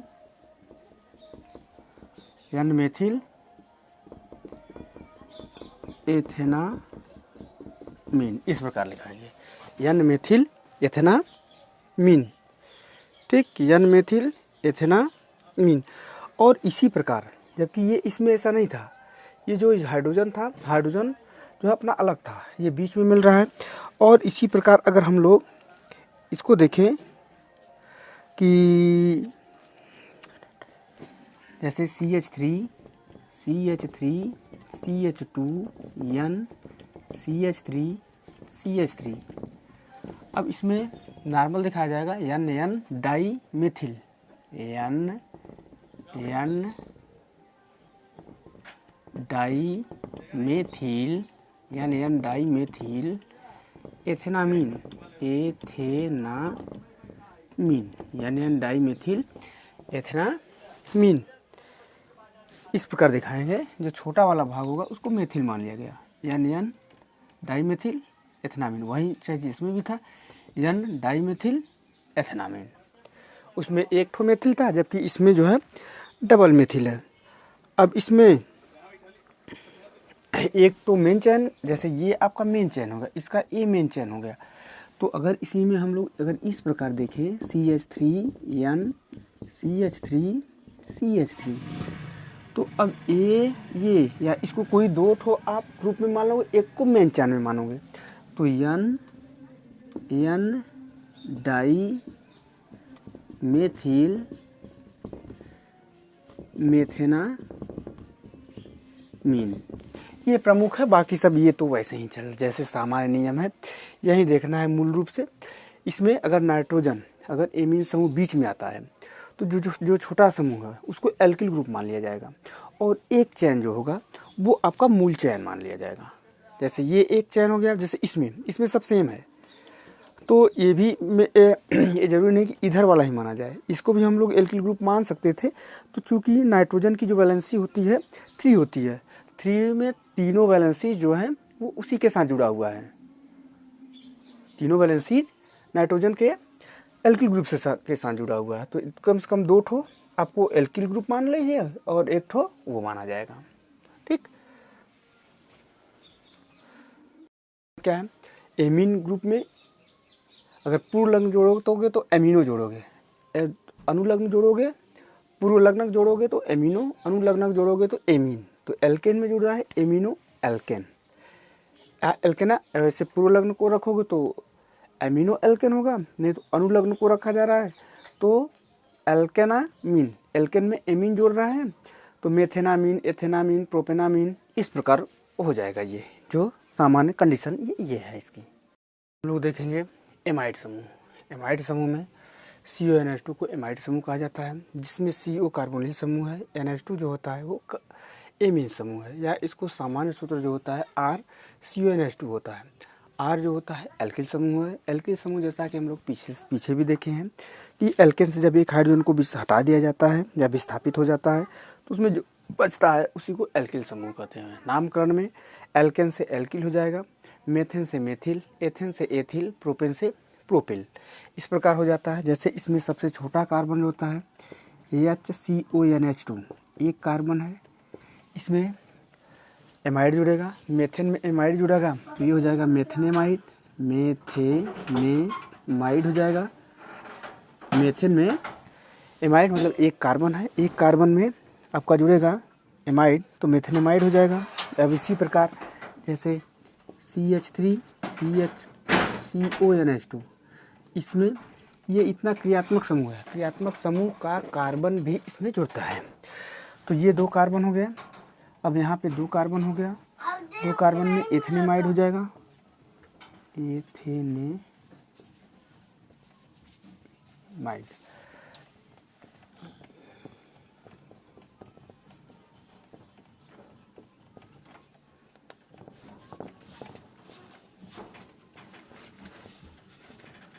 और ये हो जाएगा आपका प्रोपनेमाइड।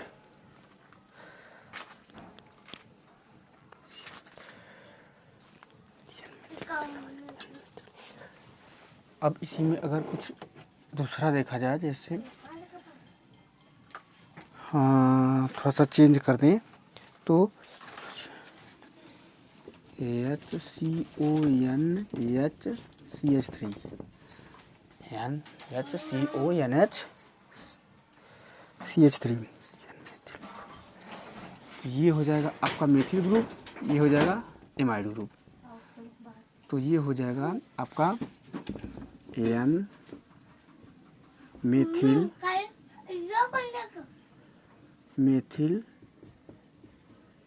मेथेनेमाइड यानी मेथेनेमाइड। ये आपका एल्किल ग्रुप में चला गया। ये क्या हुआ, एल्किल ग्रुप में। या इसको और डिटेल में देखें तो ऐसे हो सकता है HCONH हो गया CH3, जो कि CONH3 तो आपका था ही, CONH2 था, ग्रुप तो था ही, जो H था एक H कम हो गया। और इसमें थोड़ा सा और अगर डिटेल में देखना चाहें हम लोग तो क्या कहते हैं, अगर HCON CH3 अब क्या हो गया ये N डाई मेथिल, ये क्या हो गया मेथिल हो गया। CONH2 होता तो ये मेथेनेमाइड हो गया, मेथेनेमाइड। ठीक, मेथेनेमाइड हो गया। इस प्रकार इसमें एमाइड ग्रुप को देखा जाता है। अब देखिए इसमें एक बार CONH2 में एमाइड जुड़ रहा है, एमाइड समूह जुड़ रहा है, अनुलग्न है तो एल्केन में जुड़ता है, एक कार्बन है तो मेथेन में जुड़ेगा, मेथेन में एमाइड जुड़ेगा तो मेथेनेमाइड हो जाएगा। एथेन में 2 कार्बन है तो एथेन में एमाइड जुड़ेगा तो एथेनेमाइड होगा। 3 कार्बन है इसमें, 3 कार्बन को प्रोपेन कहते हैं, प्रोपेन में एमाइड जोड़ोगे तो प्रोपेनेमाइड हो जाएगा। ये थोड़ा सा चेंज है। इसमें क्या है NH2 या तो CONH2 है, H जो है जो दोनों H है इसके स्थान पे एक एल्किल ग्रुप जुड़ा है, तो एल्किल ग्रुप में क्या करेंगे, इसमें नॉर्मल लगाया जाता है यानी मेथिल मेथनेमाइड। और इसमें क्या है, इसमें दो एल्किल हाइड्रोजन, दोनों हाइड्रोजन विस्थापित कर दिया गया है एल्किल ग्रुप के द्वारा, तो वह यानी डाई मेथिल मेथनेमाइड हो जाएगा। इस प्रकार इसमें व्यवस्थित होगा।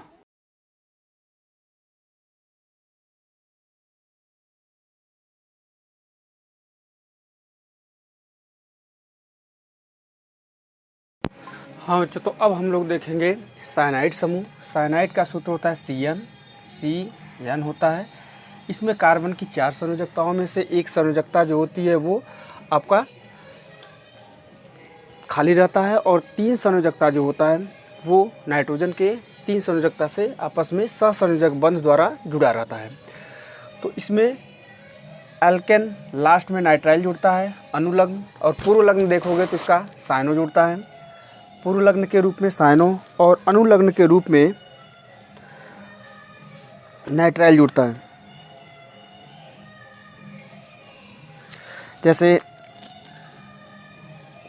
ये HCN है तो इसमें एक कार्बन है, एक कार्बन का मेथेन हो जाएगा। मेथेन में नाइट्राइल ड नहीं होता है, नाइट्राइल ड नहीं, नाइट्राइल ल होता है। ठीक, तो इसमें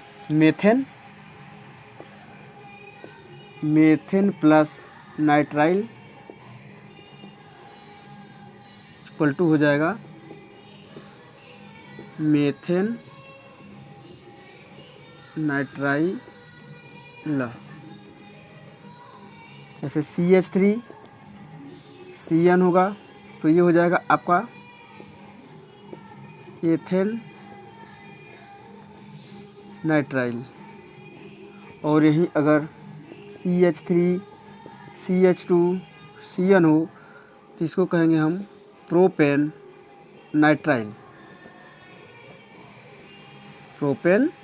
नाइट्राइल। और यहीं अगर हम CH3 CH2 CN देखें तो 1 2 3 4 ब्यूटेन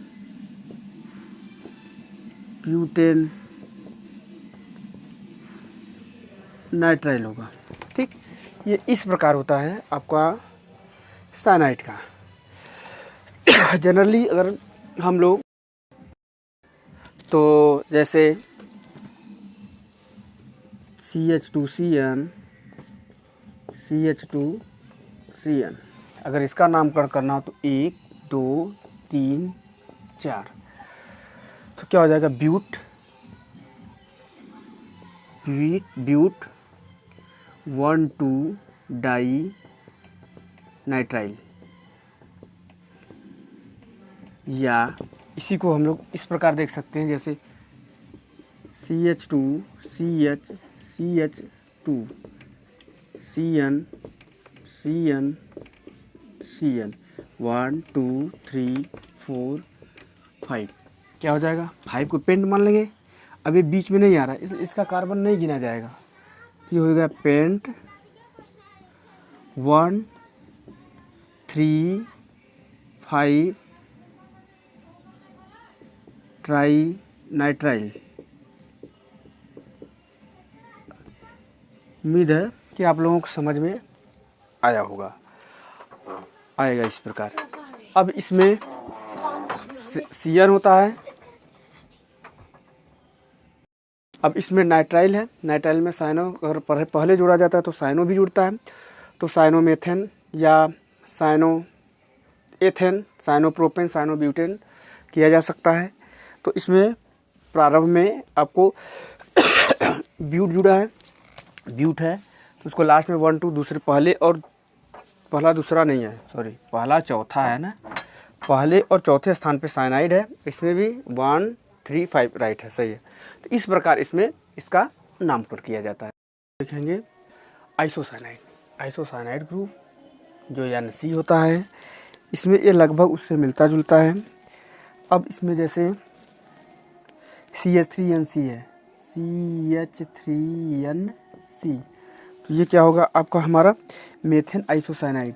मेथेन नियम में क्या है, मेथेन प्लस आइसोसाइनाइड तो बराबर हो जाएगा methane iso cyanide, methyl iso cyanide. जैसे CH3 CH2NC हो तो ये हो जाएगा आपका ethane iso cyanide.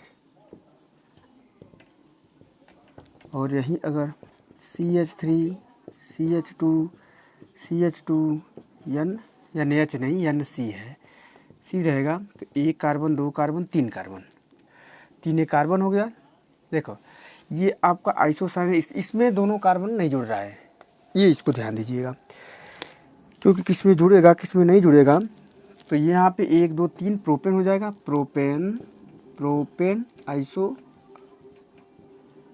Propane isocyanide.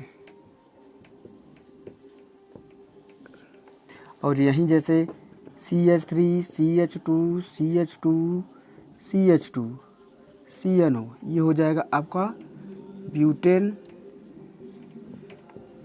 Isocyanide,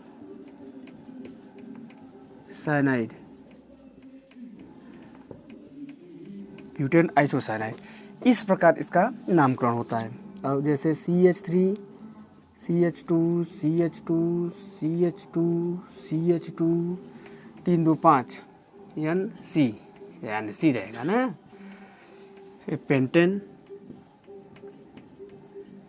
pentane isocyanide.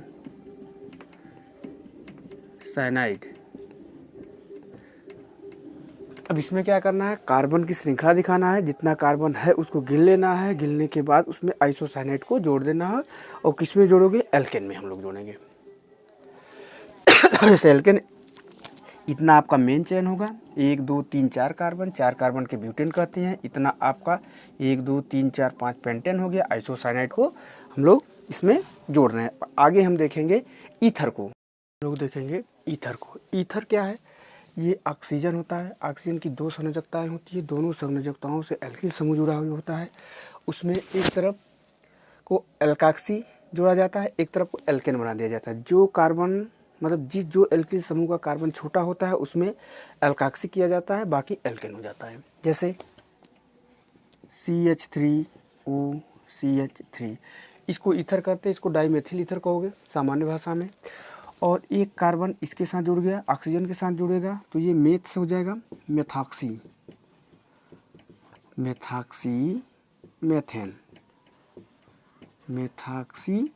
Methane हो जाएगा। या अगर हम इसी को CH3O CH2 CH3, अब इसमें क्लियर हो गया, ये छोटा है ये बड़ा है, तो जो छोटा रहेगा उसको एल्काक्सी बनाएंगे, बाकी को एल्केन छोड़ दोगे तो मेथाक्सी हो जाएगा।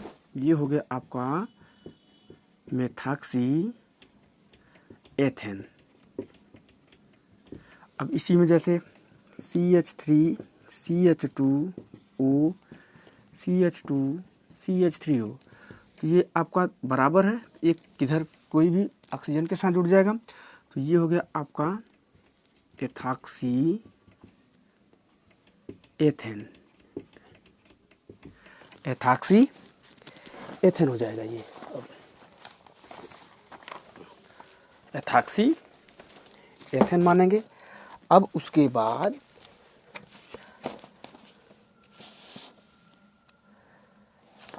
होगा क्या, जैसे आपका CH3 CH2O CH2 CH3 हो गया, तो एथाक्सी प्रोपेन हो जाएगा। ठीक, मतलब इसमें देखिए एक एल्किल ग्रुप बनाना है, एक ठो आपको एल्केन में रखना है। तो एल्किल ग्रुप अगर बराबर है तो उसमें से कोई भी ले लो, और जो छोटा रहेगा उसको हम ऑक्सी के रूप में अल्काक्सी, मतलब जैसे यहाँ पे क्या है मेथ है तो मेथ में ऑक्सी को जोड़ दोगे मेथाक्सी हो जाएगा, एथ में ऑक्सी को जोड़े तो एथाक्सी हो जाएगा। इस प्रकार होगा। अब इसमें एक थोड़ा सा चेंजेज है, देखें हम इसको क्या होता है इसमें। जैसे CH3 क्या करते हैं, जैसे CH3O CH CH3 CH3 भी हो गया। तो अब इसमें 2 मेथॉक्सी प्रोपेन 1 1 2 3 ये हो जाएगा। ये तो मेथॉक्सी में चला गया तो क्या हो जाएगा 2 मेथॉक्सी, दूसरे स्थान पर जुड़ा तो इतना तो मेथॉक्सी हो गया, और 1 2 3 ये हो जाएगा प्रोपेन, 2 मेथॉक्सी प्रोपेन। और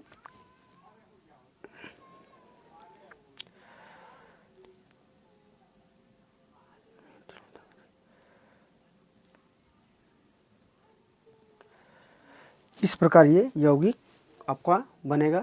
हम लोग अब देखेंगे कीटोन समूह। कीटोन समूह का बीच में कभी भी पाया जाता है, बीच में दोनों तरफ R ग्रुप होता है। R ग्रुप सेम भी हो सकता है, डिफरेंट भी हो सकता है।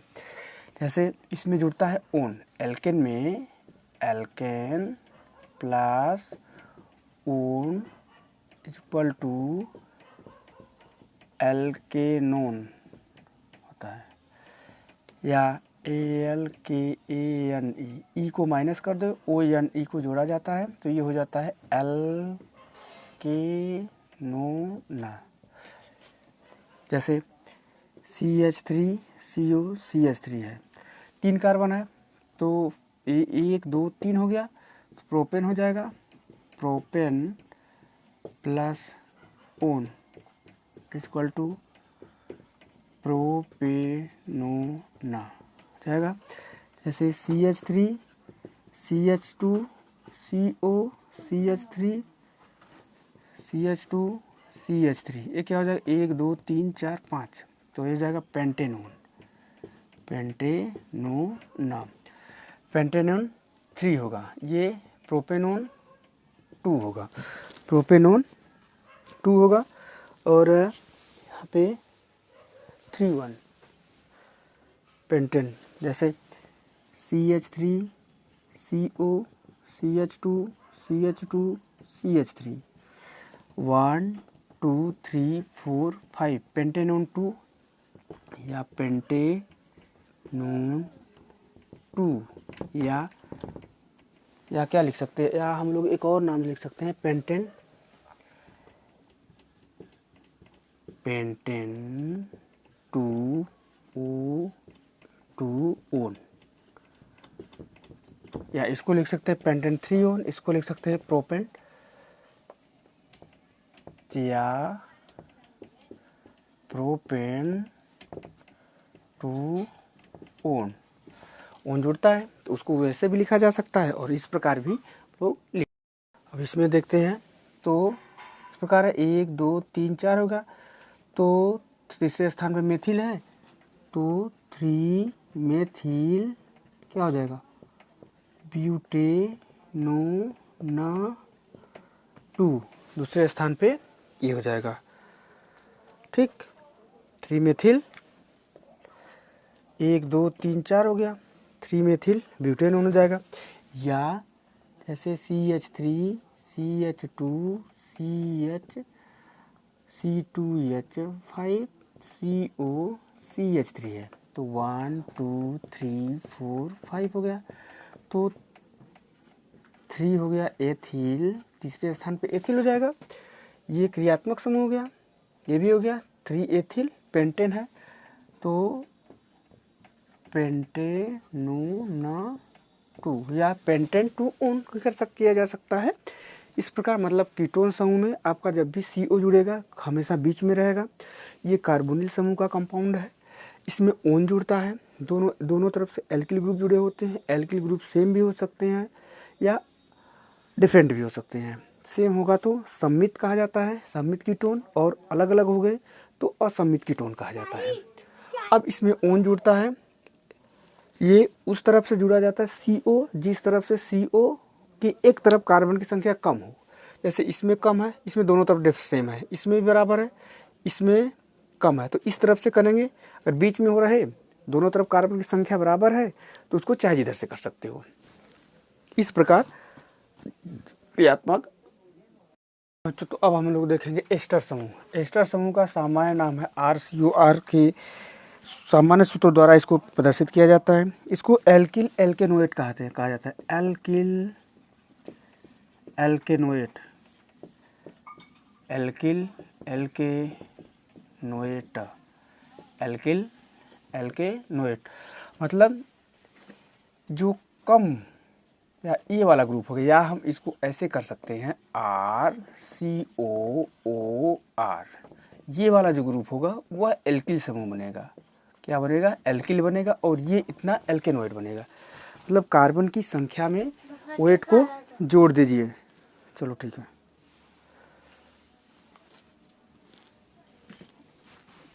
ठीक, तो अब हम देखते हैं जैसे HCOOCH3, तो ये हो गया आपका एल्किल समूह।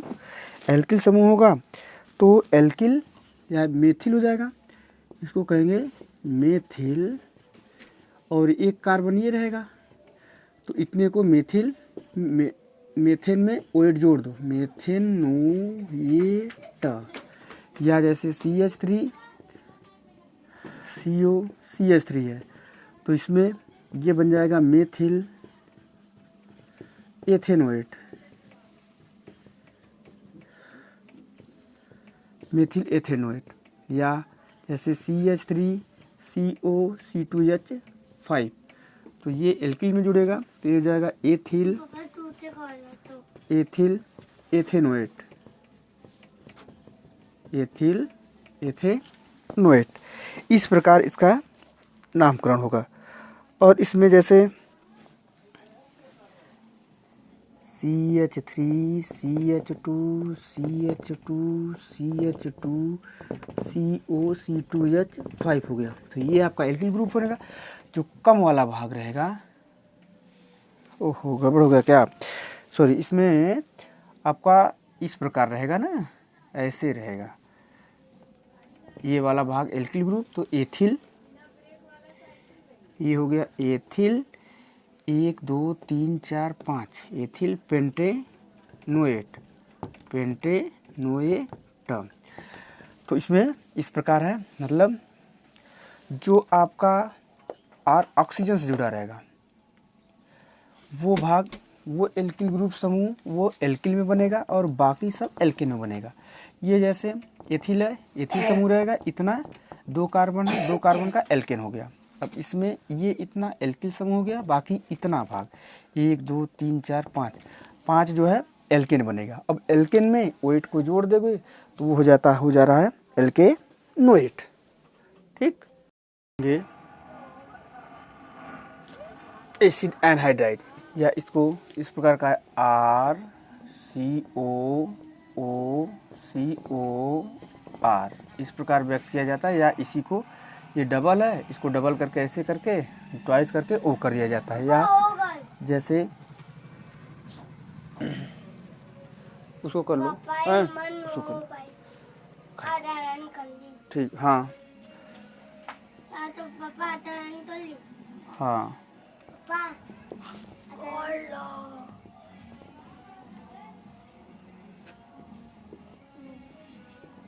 या इसी को हम इस प्रकार लिख सकते हैं, जैसे CH3CO, ऐसे CO ट्वाइस O, तो उसमें 2 कार्बन होता है। एक कार्बन है, अगर आधे पे डिवाइड किया जाए तो 2 कार्बन एथेन होगा, तो इसको क्या कहा जाता है, ethanoic anhydride, ethanoic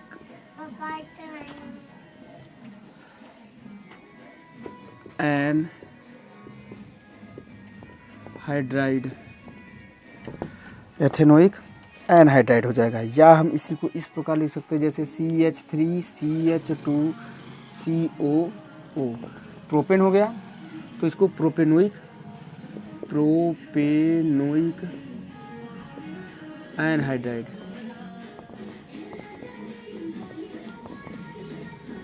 propanoic anhydride हो जाएगा। अब इस प्रकार आपका एनहाइड्राइड में करना है। एनहाइड्राइड में कार्बन की संख्या 1 2 3 1 2 4 ठो है, लेकिन एथेनोइक में जोड़ने के बाद आपका दूना हो जाता है, उसको मान लिया जाता है दूना है। एनहाइड्राइड जुड़ेगा तो ऑक्सीजन बीच में होगा, उसके बाद जो है वो डबल होता है। इस प्रकार एनहाइड्राइड की कंडीशन होती है। अब हम लोग देखो हेलो एल्केन।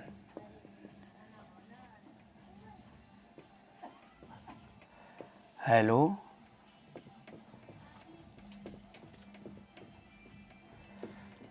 एल्केन या इसको हम लोग,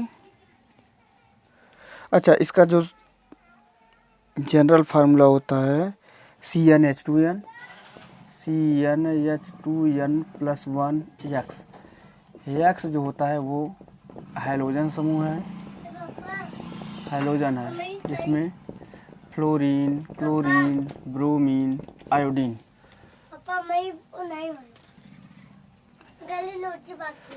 ठीक है। जैसे CH3Cl है, तो इसको हम लोग क्या करेंगे, क्लोरोमेथेन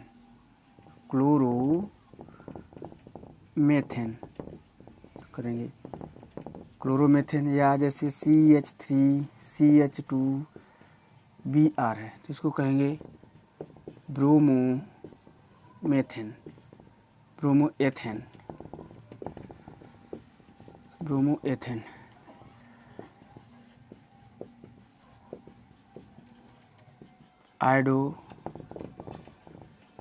आयोडोप्रोपेन।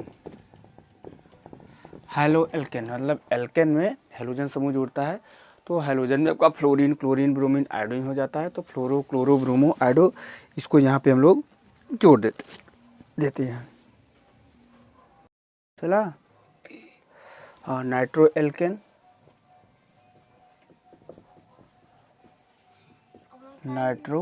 इसमें जुड़ता है जो NO2 होता है, ये जिससे जुड़ा होता है उसमें जैसे CH3 है, NO2 जुड़ा, तो इसको क्या कहेंगे, नाइट्रोमेथेन। या जैसे CH3 CH2 NO2 है, तो इसको कहेंगे नाइट्रोएथेन। ये पूर्वलग्न है। जैसे CH3 CH2 NO2 हो गया, तो ये हो गया आपका नाइट्रोप्रोपेन। और वहीं अगर CH3 CH2 NO2 हो जाए, तो ये हो जाएगा आपका नाइट्रोब्यूटेन।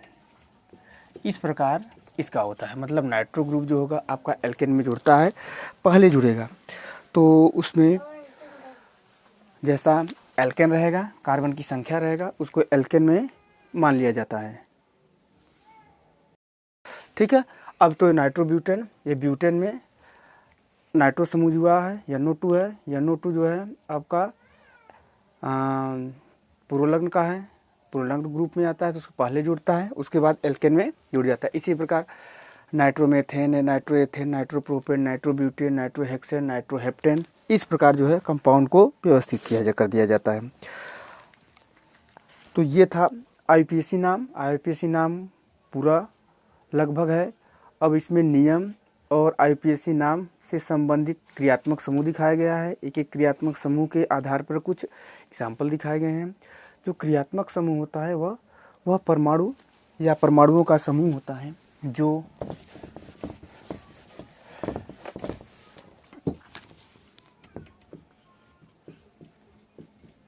क्रियात्मक समूह या फंक्शनल ग्रुप। क्रियात्मक समूह वह परमाणु या परमाणुओं का समूह है,